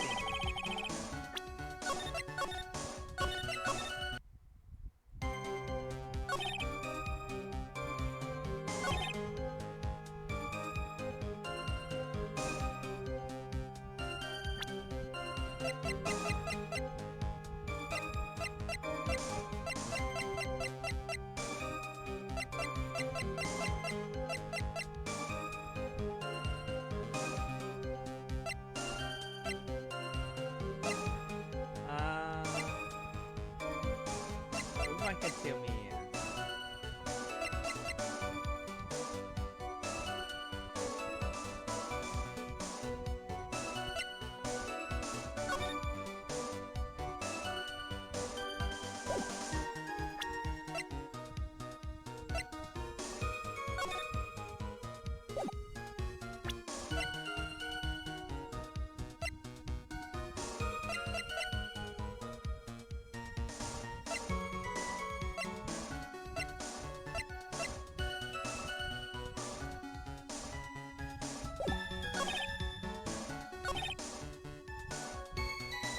I heard the cop silence in my mouth.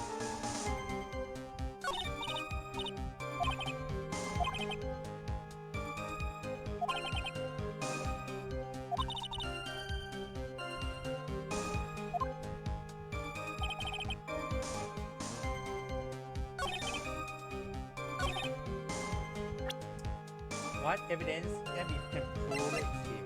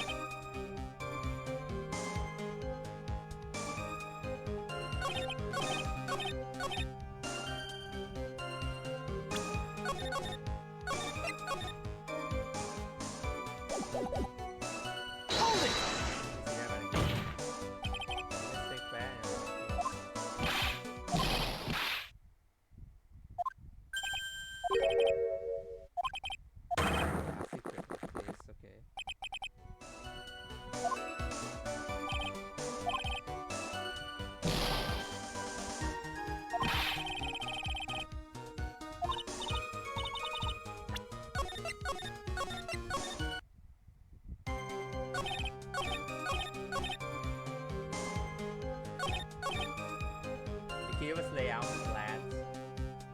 Hold it! Hear that again, hold on. You mean you saw Clan Egg dead body? Yes, I did.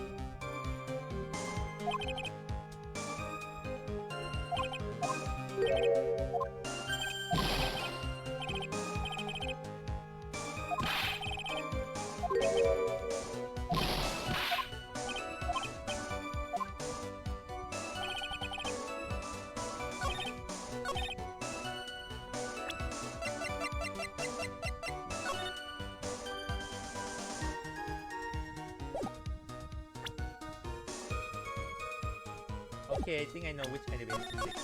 You need to get in close if you want to see him.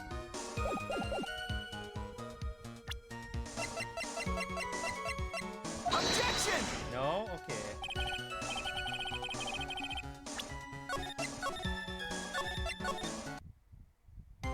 How the hell you saw him?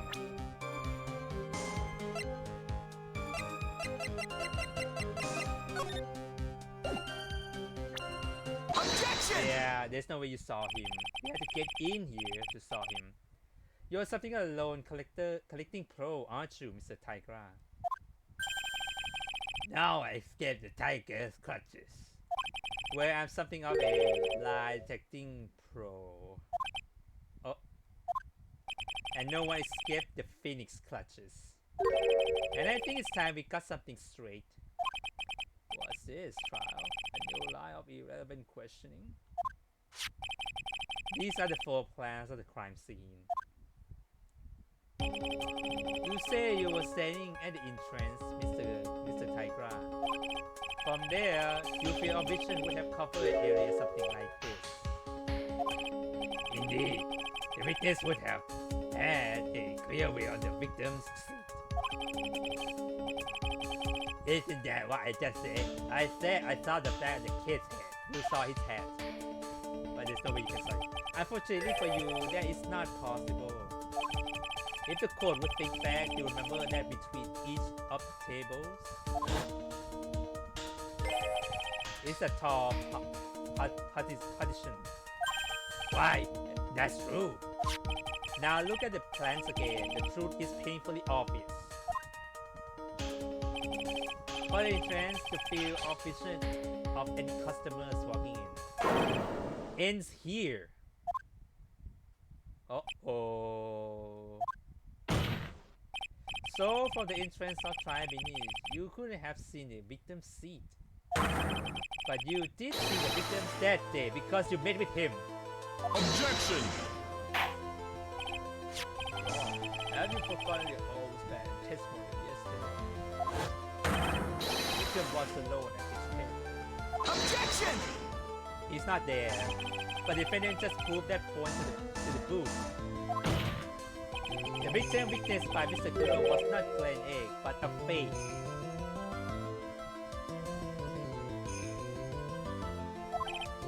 Why? In order to have Mr. Kuro falsely testify, the real killer posed at the victims he had just killed and act out a charade. That will do. This trial has gone long enough without the obvious question being answered. Who exactly was this real killer who impersonated the victim?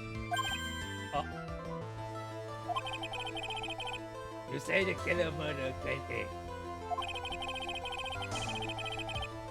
And then impersonate his victims in the performance of Victor Guru. In this case, right? Oh, God damn it. I forgot to save. I should have saved.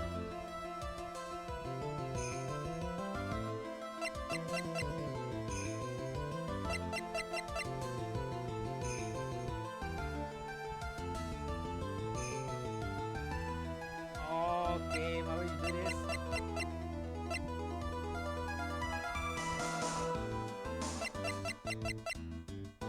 Take that! Obviously, the killer is World Tigra. No one else have done it. What? Well, witness?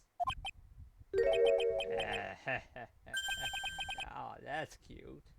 Now that's cute. You think you can pin this on the tiger? Maybe you don't understand. The tiger is the king of the jungle. I dare you to say it again. Come on, you got the guts. You can't say me, Mr. Tiger. It's a defense. Go ahead and tell the weakness, Mr. Wright. Oh my god, really? Mr. Wright? Now the midnight. Now the midnight it had to be you, old man. You guys got to kid you that. Mr. Wright, do not leave me to handle this alone. Perhaps I can make this embarrassing. It's a Godot. Let's just go back over the Kudo test one more time. Oh man, didn't see just a picture. Oh no, no, Daddy got my head in Cavatina. She put something in it. Yes, I'll get him back. She was very suspiciously put some white powder in there. no. Was the victim we saw the victim doesn't. He saw the accused put a poison into the coffee. Yes, it was the waitress who poisoned. Objection! Very impressive, Mr. Godot. Waiting for my absence to launch your attack. Huh. Find your pen at last, trial. It was in my pocket. But anyway, Mr. Kudo witnessed two people that day. He saw the victim, the supposed Mr. Grand Egg, and the waitress from behind. Yes, your point, Mr. Wright. I think the conclusion is obvious. If this Grand Egg was really the killer in disguise, then surely it's possible for the waitress was also part of the show. What? You mean the waitress was an imposter as well? The defendant, Miss Bryan, fell unconscious immediately after the incident. And someone used her failing to hatch an elaborate plan to hit the murder on her. Who on earth was it?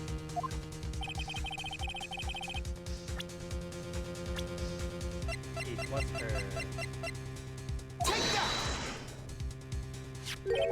Who is this woman? Her name is Viola Van Cavity. She's a member of the Tender Lender. You are making a big mistake. Let me.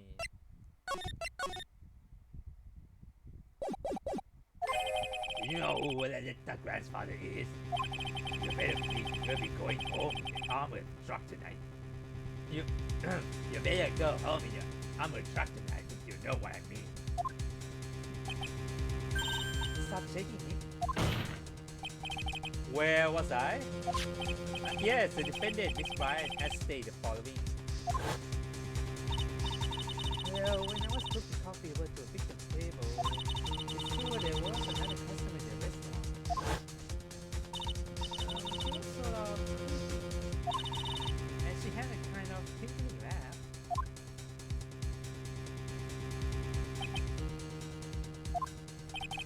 There are just too many contradictions in this case. The second man, the victim's table, who nobody put Miss Bryan seemed to have seen. The earpiece worn by the victim in his left ear were that eardrum was ruptured. And then the radio show he was supposed to listen to half an hour after it was over. There is only one logical explanation for that clear up all these contradictions. The whole incident took place twice. Once for real and once for show. And Mr. Furrow Tigra, the only person who had committed crime, is you. Weakness? What have you got to say? That's cute. That's cute. Sorry. You're alright. I could do with a guy like you around. What do you mean? Okay, I'm on this game. I'm in on this game. I'm gonna have to tell her a check to get me to my meeting now, but I'm gonna give you one more thing to think about before I go. Something to think about. Your guy all wrapped up nice, yeah, right? But you are missed out one real important thing. But that can be. I was in the joint that week, and I met that kid too. I could have poisoned it this year. What? Do you really expect us to believe you now, Mr. Tigra? Oh, what a troublemaker. Troublemaker. Looks like we're going to be another one for the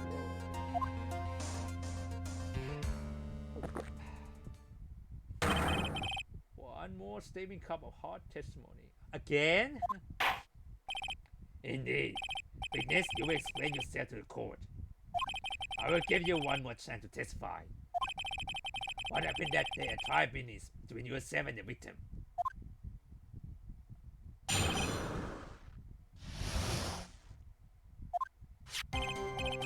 Yeah, I love a cat about $100,000. That day, he was due to have a little chat. The kid had hit his payback date, see? So anyway, he told me he got no way to pay up. I'm about to fire this guy when he starts screaming. Yes, I won $500 million. He got lucky, you know. Real lucky. If that waitress hadn't done what she done, everything would have been over. Now, I see that the principal amount you loaned to Mr. A was $50,000. Sorry. Yeah, well, you all got a week to take into account interest bills up fast, you know. That's faster than fast. $100,000 is twice his principal. And the repayment deadline was December 3rd, the day instant in question. Yeah, he was one lucky kid. He got that $500,000 just in time. So I ain't no reason to kill a kid. No reason to kill a kid, really? And if I got no motive, you got no case. I actually got this one. 1 million.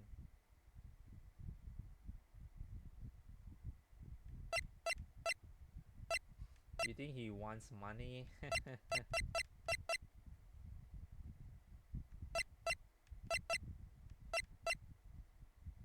Okay. His motive? He had to have one, but what is it? Ties to the victim.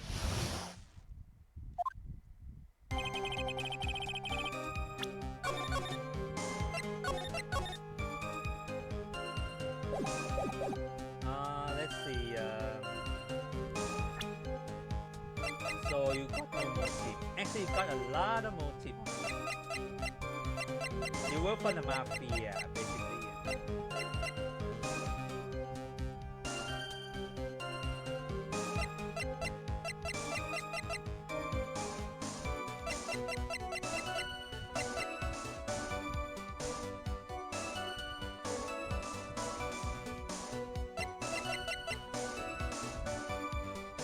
Worth millions of dollars. Ah, this one. Yeah, this one. Hold on.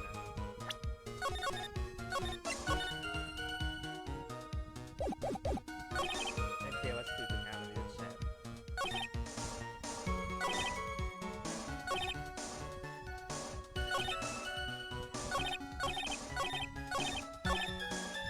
Hold it.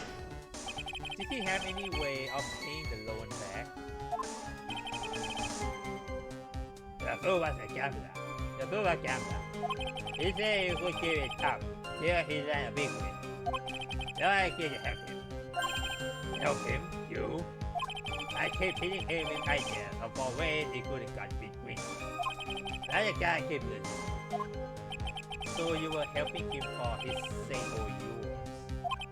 Win who comes in. You want help me, I help you. What's the difference, man? I don't believe this. Did he really ever loan money to someone they thought was unreliable? Like, for example, if it were you, I only loan you $5 max.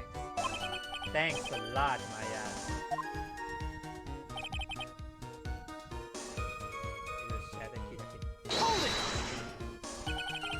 how much were you expecting him to pay you back on that day? What do you think? The whole package $100,000, including interest. Interest, I sure it's $100,000, not a million.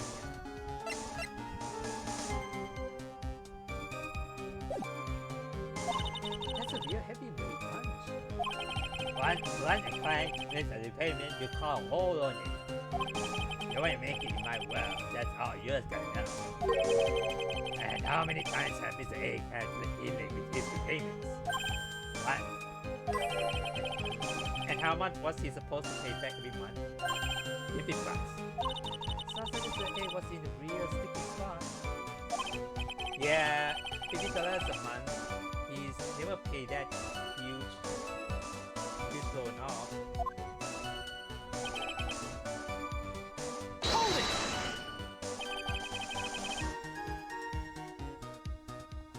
How much do you have left on his debt? You want in round figures about $100,000. That's a whole amount. Okay, let me check $100,000. How much is that again?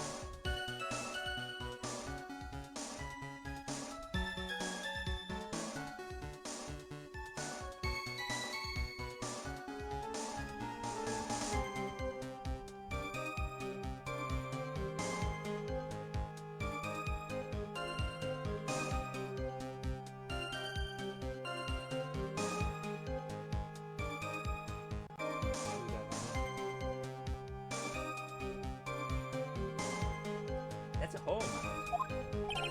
We're talking about a guy who makes 58 cents in his wallet. What? You're telling me he wasn't gonna pay by the coffee? He certainly seems to have been a great man, this Mr. Egg. That guy was smooth, I tell ya. Real smooth.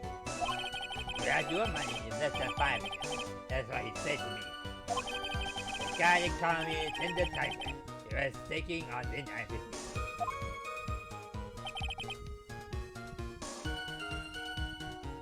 Hold it! Was that because he... The guy won the lottery. Won his last chance at Big Win. And you can confirm that this is the ticket in question. That's it. The Millionaire Radio Show started at 1:30 p.m. It ran for 10 minutes. That fixed the time you 2 beat with some accuracy. And the whole scene was act out again 30 minutes later. Oh, so that Mr. Kudo would see it. I can still see the kid's face now. I ain't never gonna forget it.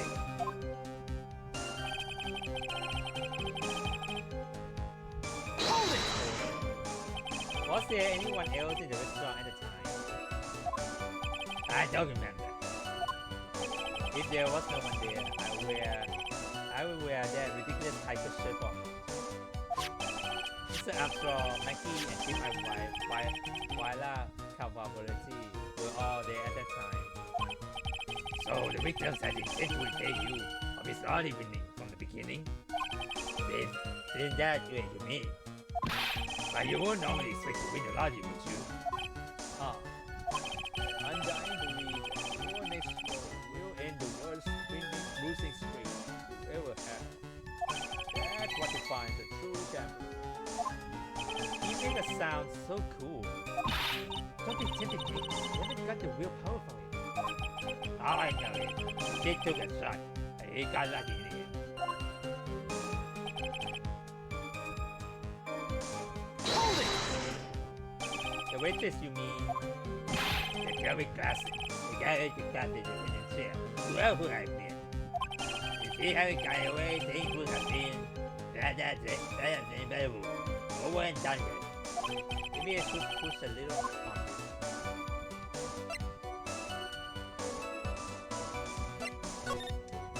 What you implying what she did?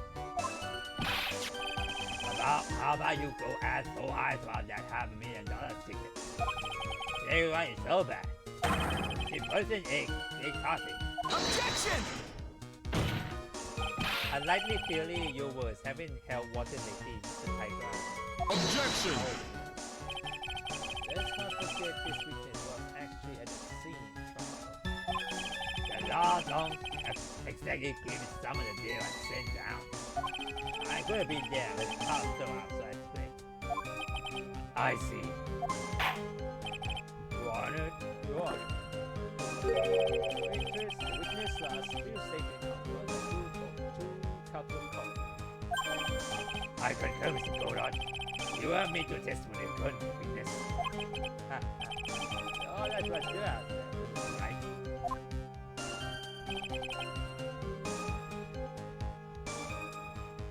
Hold it! The tiger tried to bring the fun on me. If I asked him about what he saw, he was only going to damage our case. What did you mean things would have been over and done with? You're all the old one. I'm talking about the car. I was there to get my 100,000 bucks back. That's all. I'm a businessman. It was all coming together before the waitress got in the way. As far as I can tell from the witness testimony, other than recouping his loan, Mr. Tigra has no motive for killing the victim. Well, Mr. Wright, are you happy with the testimony, or would you like it to be coming? Oh my god.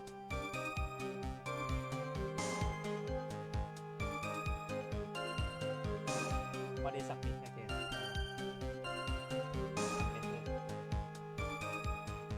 Submit. Minor change.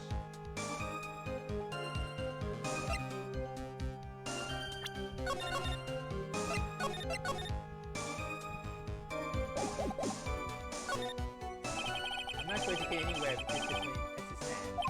Your Honor, the defense would like the testimony of Very well. Witness, you will make your testimony to respect your recent statement, please.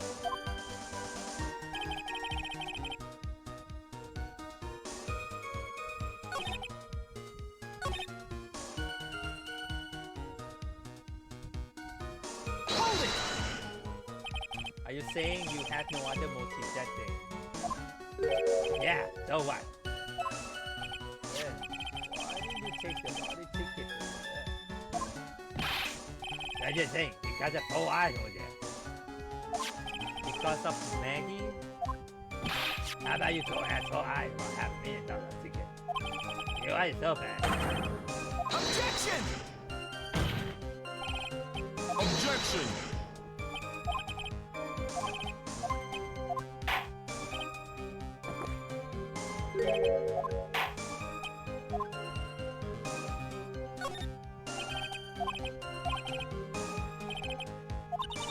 So the big tiger was heading to an egg to get his money back. If Mr. Egg has just given him the money ticket, that would be the end of it. Yeah, so what the tiger's motive? This is the big one. If I don't manage to undermine his testimony, it's all over. Why would he have to poison him? And why did he loan him the money in the first place? When he knew he couldn't repay him.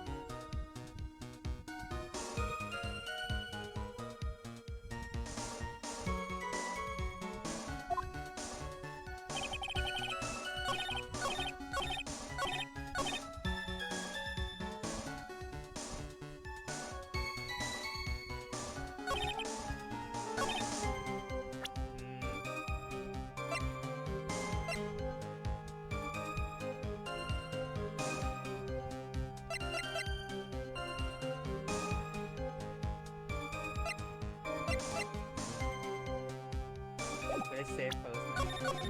I thought it was Wright.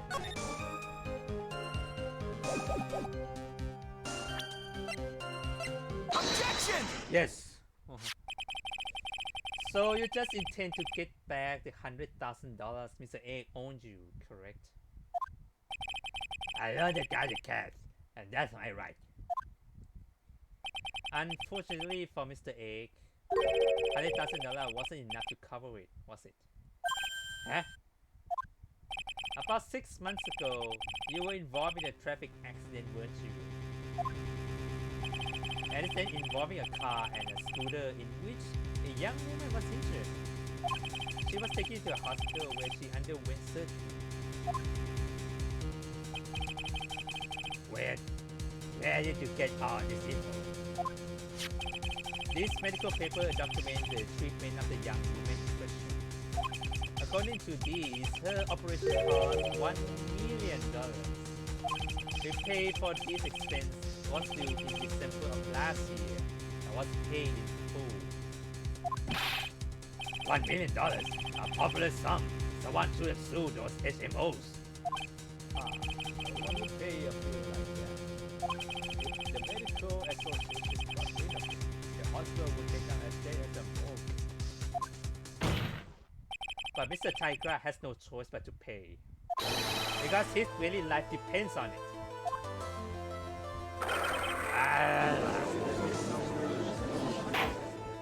Order! You say his life depends on it, Mr. Wright. Indeed, it did, simply because the injured woman was none other than Viola Cavaretini. You say, Java Virgin. Bruto Cavaretini, mob boss in charge of all underworld activity in the city, and toxic grandfather to his vicious Violetta, also known as Viola Cavaretini. Your life was in danger unless you pay compensation to the boss, correct? It makes sense. You were desperate to acquire $1 million. Converini demands of you. So desperate, in fact, that you decide to sacrifice Glen Egg's life to pay your debt. Order! What do you say to that, witness? Objection! Neither a fairy tale, child. Even if the witness did need $1 million, that doesn't tie him to Mr. Egg's murder. It ties, actually. Mr. Egg only owed him $100,000 and had no hope of paying Egg. Yeah, that guy wasn't worth my sleep. Objection! I don't think so. In fact, the opposite is true. The opposite. Lending money with no hopes of ever seeing repayment would normally be bad for business. But in this case, the very fact that Glen Egg has no way to repay the money is crucial. What? Did you know where you're going with this, Nick? You've got to think outside the box, Maya.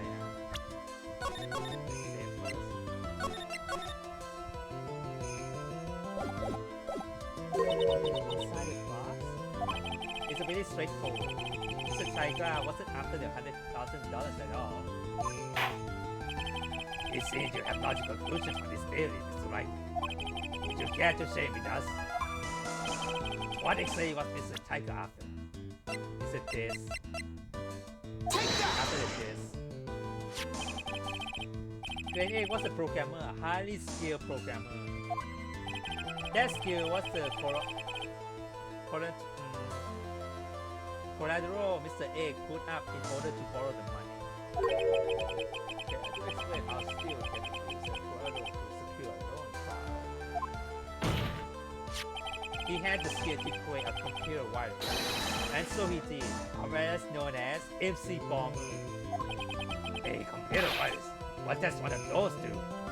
A computer virus is a program that wreaks havoc on the inside the computer. A computer? What does one of those do? I guess it appears isn't the only part of his honor that is from the Stone Age. I'll explain it to you later, Your Honor. Right now, this is the important point. The virus like MC Bomber would be worth several millions dollars on the black market. Mr. Tigra, you couldn't have cared less about $100,000, isn't that right? All you care about was one thing, the virus.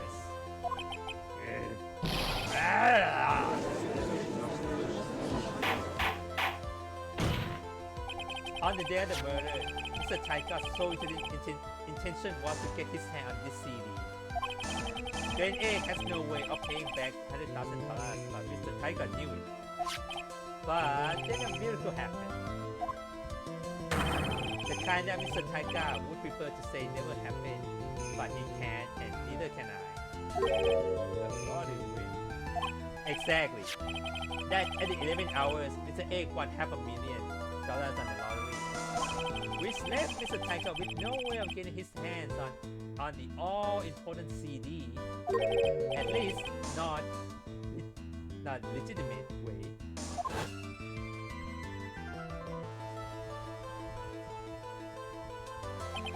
So he resorted to illegitimate means. That's crazy. He murdered Green Egg and then make his next move to frame Maggie Bryan for the crime. Mr. Tiger posed as Green Egg, while Viola Cavallini played the role of Miss Bryan. And then they reenact the whole thing in order to establish a witness. The witness being the one who all heard testify yesterday, Mr. Victor Kudo. Objection! Like I said, trial. That's crazy. No one would pull off a stunt like that. Or stunt. There's no way the sheriff would be kept in the dark about it. Objection! Objection, he did. But Mr. Armstrong was in on it from the very beginning. Have you forgotten already, Mr. Donald? Mr. Armstrong owned the victim's money to $500,000 in fact. He had no choice but to go along with Mr. Tiger's plan.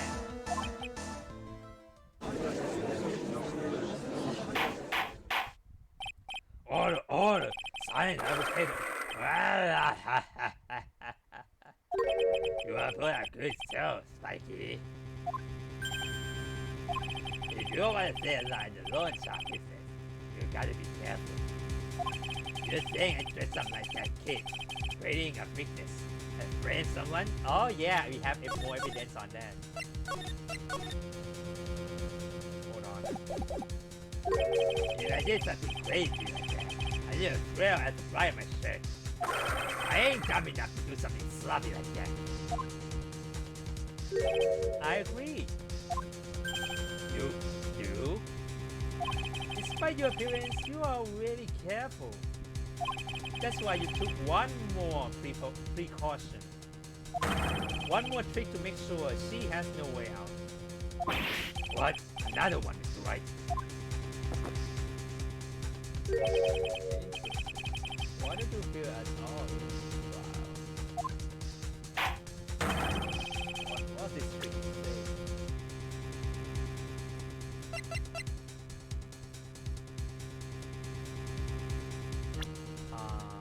You play me, right? Take that! God damn it.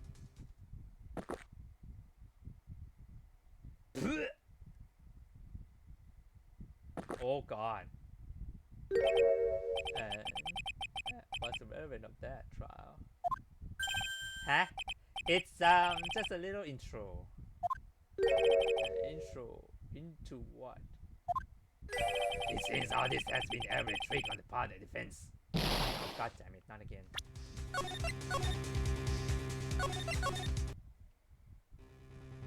I think I saved it.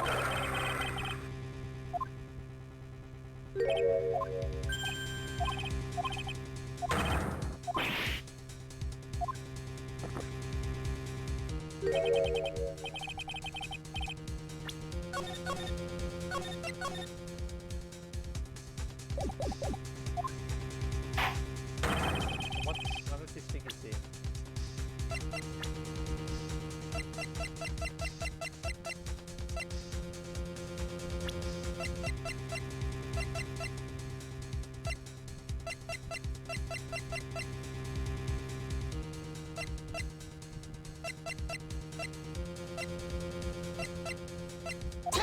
What is one? What on earth is that? What an insult to think anyone would be fooled by such a childish intimidation. Consider yourself insult, Your Honor. Mr. Tigra, you didn't just pose as the victim on the day in question. A month ago, in this court, You pose as me. What? That's The truth. but the witness looked nothing like you, Mr. Oh my god, really? Are you an idiot? Oh no. Now that I think about it, it was you, wasn't it? No doubt it was you, standing here this very cold a mere month ago. The Phoenix Light who put up the most despicable traveling defense I ever seen.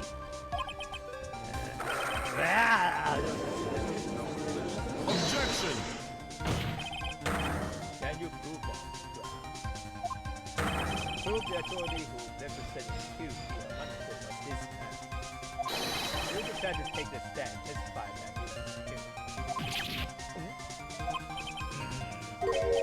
Hey, look at that idea. What? I would do something like that, not me. You make a mistake, right? It was someone else, huh? Objection! Nah, don't do that. Have you no pride, sir? Objection! This isn't a matter of pride. In case you didn't know, pride is more to deal with people's lives, people's lives. Dakota is right.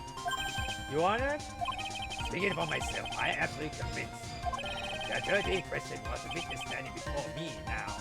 However, I preside over this court as a judge, with the vast power to hand down a verdict. Someone in my position cannot be swayed by a memory without evidence to support it. No! If the defense has no further evidence, the court will now excuse the witness.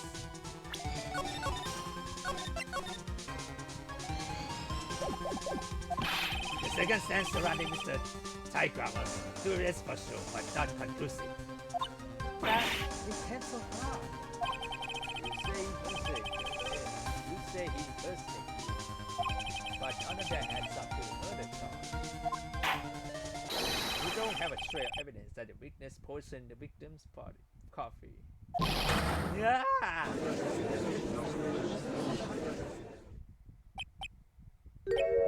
Ah, Uh-oh. He got that. sucks to be you, right? Don't mess with the tiger, or you're gonna involve all your conduct. All we managed to do here was chase him around a bit.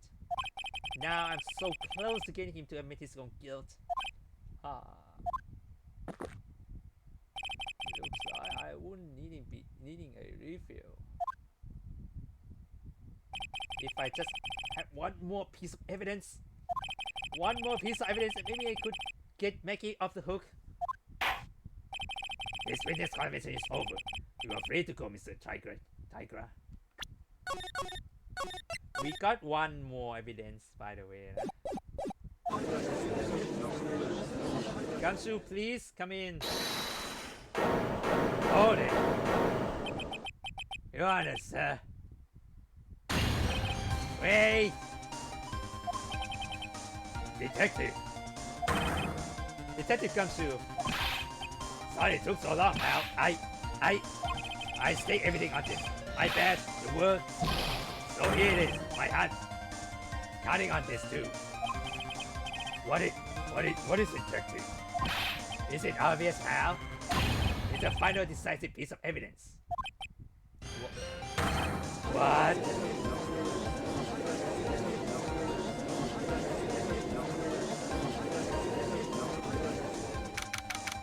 January 8, 2018. Sorry it took so long, pal.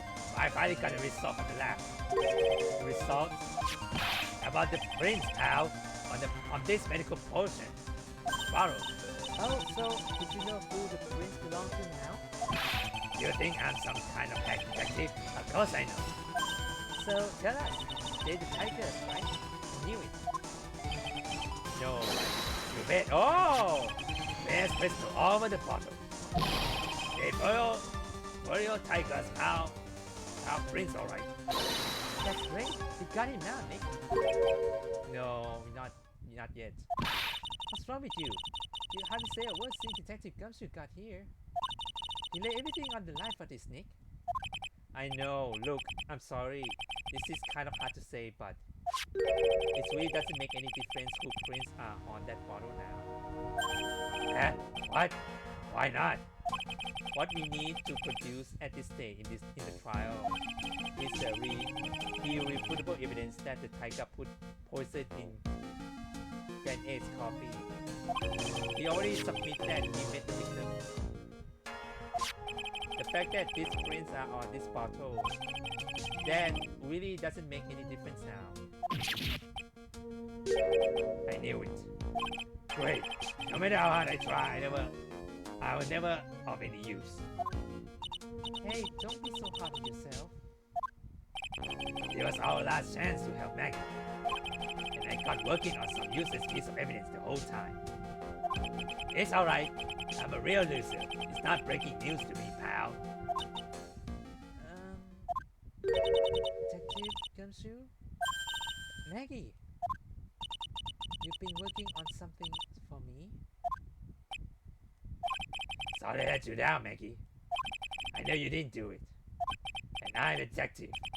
We're supposed to be able to prove stuff like that. I'm very sorry. I get you out of your hair now. Detective Gumshoe, wait! He's gone. Isn't there anything we can do now, Nick? I wish there was. Gumshoe worked so hard to get that evidence. If only there was some way I could use it.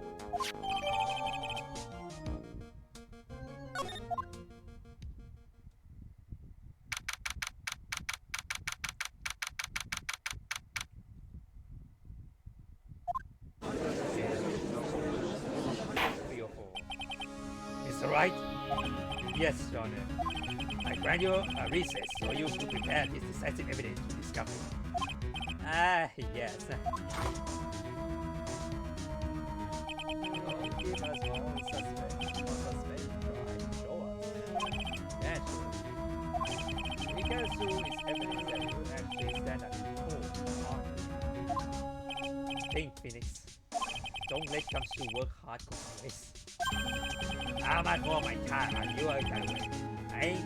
I ain't been in no court before. And you're a liar, I sure know how to blow things out before. No doubt, giving the nature of evidence will speak for itself. Nevertheless, you will talk us through it, Mr. Wright. Well, I know I can't prove anything new with this evidence.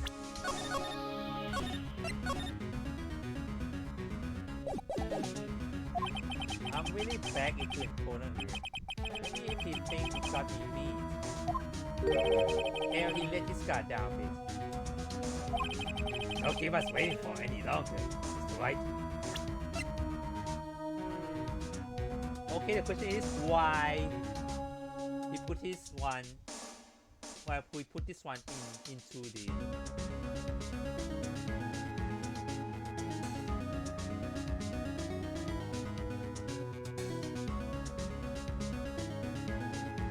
Is this he tried to frame to the shelf too? I wonder. Okay, hold on. Is it the final piece of evidence? I should just save first. Take that! This is the defendant's final piece of evidence. Isn't that the victims? Your Honor,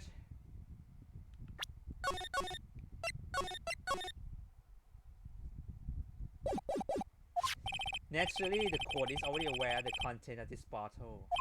However, interesting new information has come to light. We have clearly identified some fingerprints on it. Fingerprints belong to you, Mr. Tigra. What? That is right. What conclusion are you hoping to draw from this new information? Everyone in here knows what this bottle contains, except one man, one position, who theoretically is I mean, on this pesky looking bottle. Is that what you're saying? Well, what the hell is it in it anyway? But there is anyway. You don't know the content, huh? A pony trial, a pony lawyer, and a pony clues. Everything about this case has been pony. Ah, so I had to lie. This one, okay. Seems like the perfect excuse for some phony evidence. Mr. Taika, this is the decisive piece of evidence that will prove your guilt.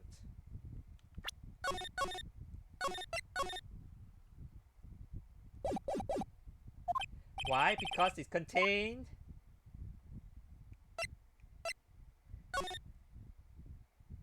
this will contain potassium chloride. Potassium chloride. The poison used to murder Mr. Egg, Your Honor.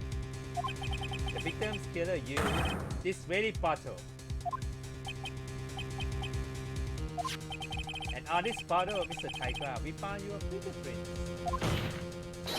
Well, how do you explain that?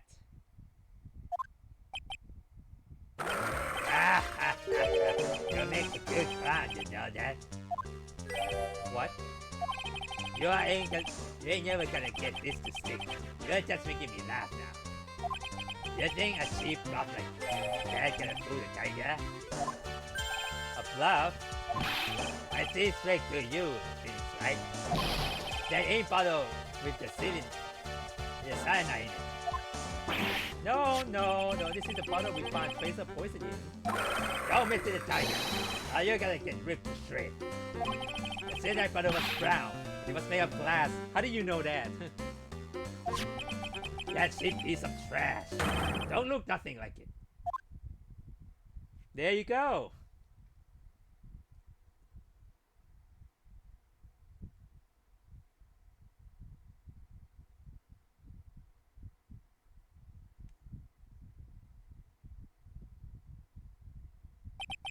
Got him at last. What? Why everyone gone quiet? I said that bottle. Is this bottle you referring to? Yeah, that's it. That's the bottle of cyanide it was in. But you ain't gonna find my prints on that bottle. Thank you. You open mouth everything. Don't let that considerate fool you people. That lawyer just playing games. Tell him, Mr. Prosecutor. Tell him, prosecutor. Tell that guy where to go. You still haven't figured it out? Don't you realize what you just said? What I say? What did I just say? You were summoned to this court for the first time earlier today. If you really have nothing to do with the murder, you shouldn't have known all the little details. For instance, you shouldn't have known what kind of bottle the potassium chloride was in.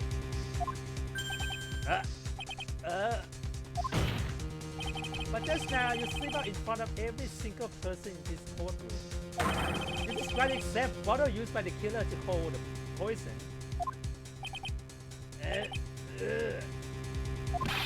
You don't know who you're messing with. I'm the tiger. I control millions of dollars on the black market. You think I'm gonna let some dumbass suit get the better of me? Sure, the last piece of evidence was phony. But that's just what you deserve. The phony trial with the phony lawyer. It was all played out by you, the biggest phony of all. Yeah.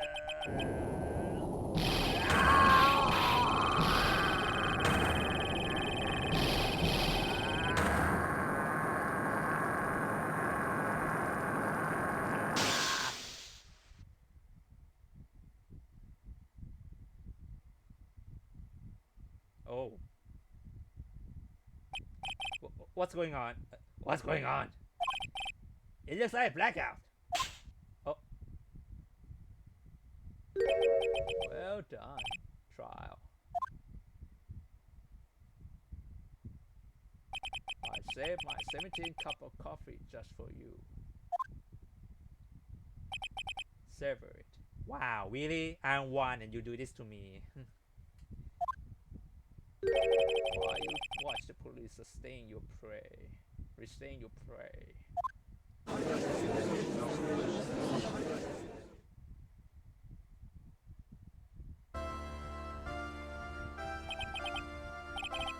Wright, you caught a tiger by his toe. But if this one taller, he won't be let go. Now then, how are things going with Mr. Tigra, Mr. Godard? He is being arrested on suspicion of murder of Grand A. Fortunately for us, we managed to verify a very great error. This spy was found guilty in absence of genuine defense attorney. Yes, she was. In the absence of genuine evidence. But the tiger makes one mistake. Indeed. He nearly got away with everything if it wasn't for that one similar time. Royal Tigra was a truly frightening criminal.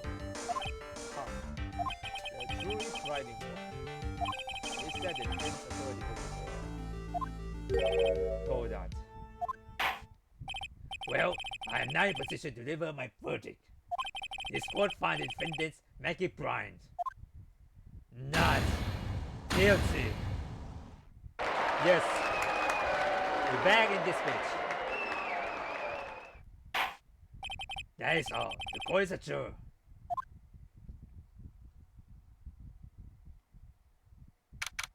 January 8th for 10 p.m. District Court. Defendant lobby number 1.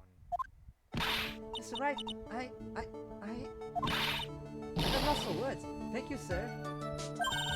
Congratulations, Maggie. I was so mad when Mr. Wright landed me in all that trouble a month ago. But now I feel like I can forgive him. Hey, that wasn't me, Maggie. That was Tiger. Look, Nick, in the doorway. Detective Gumshoe. Oh, guess I'll be heading out for now, pal. Wait.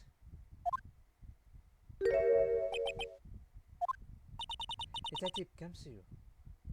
Let me save. I think this is something interesting happened.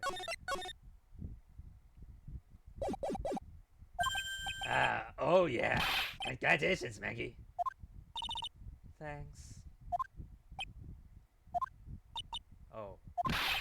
I knew you were innocent all along. Why didn't you say that in your testimony then? Huh? Oh, well, I was. Well, I guess I'll be heading off then. See you around. Wait up, detective. He just ran off. Maggie, why are you being so hard on him? He busted his butt for you. It says to him that we got the medication bottle.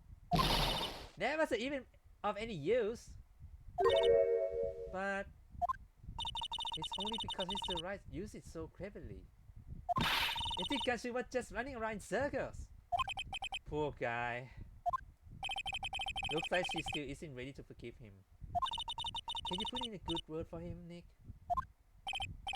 Yeah, Maya is right. I could help Gumshoe out. It's clear he needs it.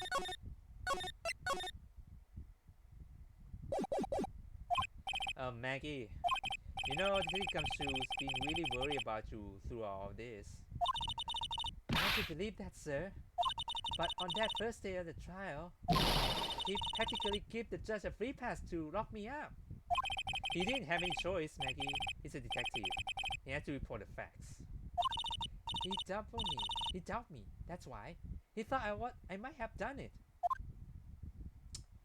I got to prove to her that Gumshoe really cared about her. I know I give her a little present to celebrate her freedom.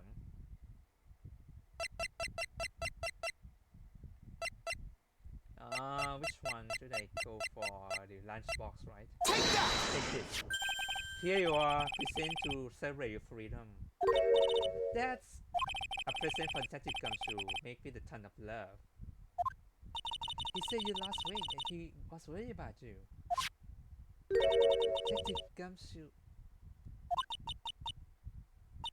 I actually really like weenies, you know. Oh, you like?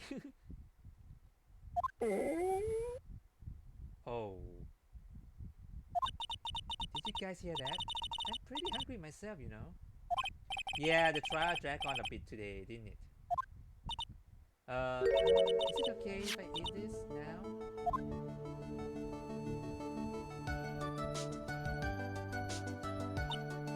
So, Maggie. It's really good.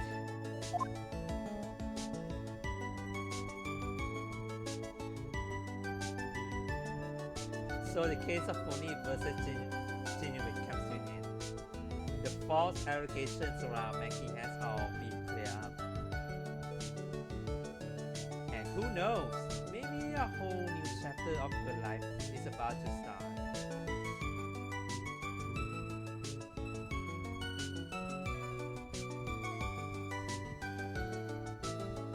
Yes, recipe for Chenba. Oh, that's why it's called recipe. Oh my god.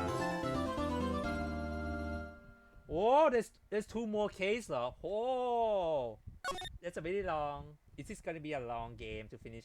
I thought it would be finished on the next case, but nope, there's more. And that's it for tonight. And we will continue this one tomorrow. And I hope you have a good day. Have a great night. สวัสดีครับ Good night, guys.